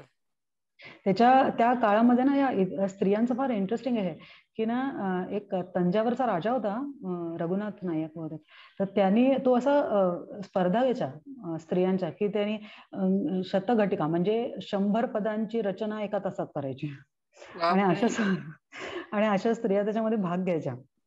हो, खूपच छान. हो. खूप म्हणजे अक्षरशः असं डोळ्यासमोर उभं राहत होतं तुम्ही सांगत असताना ते. आणि खरंच खूप बघायला आवडेल नक्कीच. नमस्कार, मी डॉक्टर तलाठी बोलतोय. छान माहिती मिळाली. पुन्हा इतिहासाची जाग आली झोपलेल्या इतिहासाला. मला प्रश्न असा होता की त्यावेळेला 1300 साली किंवा अशा त्या काळात 11 लाखाचं सैन्य फक्त विजयनगरचं कसं काय, की त्यावेळेला पॉप्युलेशन किती असेल त्या भागाचं? बरोबर, हा प्रश्न आहेच, नक्कीच आहे. म्हणजे हे म्हणजे याच्यामध्ये दोन एक आस्पेक्ट आहेत की हे त्यांनी एक अंदाजाने सांगितलं असावं, आणि दुसरं एक ह्याचं कॅल्क्युलेशन एक असं असतं की समजा 6 कोटी तिथलं म्हणजे तिथली लोकसंख्या 6 कोटी आहे असं लिहिलेलं होतं, तर त्याच्या काही प्रमाणामध्ये हे सैन्य असतं असं बर्टिनस्टीन यांच्या पुस्तकामध्ये त्यांनी लिहिलेलं होतं. म्हणजे त्याचं काहीतरी प्रमाण आहे. तर त्याच्यावरनं त्यांनी असं म्हटलं होतं की हे असू शकतं की 11 लाखाचं सैन्य त्यांच्याकडे. आणि एक शेती आणि सैन्य असं हे दोन मोठे व्यवसाय ना. त्यामुळे मला आहे ऑफकोर्स हा डाऊट मला पण होता की 11 लाख म्हणजे जरा जास्त वाटतं, पण हे मला वाटतं की थोडंसं तारतम्याने घ्यायला हवं की मोठं सैन्य अशा अर्थाने. थँक्यू. चालेल, आजच्या सेशनचं मी इथे रेकॉर्डिंग थांबवतो. अस्मिता, तुमचे खूप खूप आभार. आणि एवढं छान सेशन दिलं आमच्या सगळ्यांच्या वतीने. मी पुन्हा एकदा आग्रह करतो की तुम्ही आम्हाला अजून एक सेशन द्या आणि आपण त्याच्यावरती बोलूयात. तर मी आता सध्या रेकॉर्डिंग थांबवतो, मग त्याच्यानंतर आपल्याला बोलता येईल.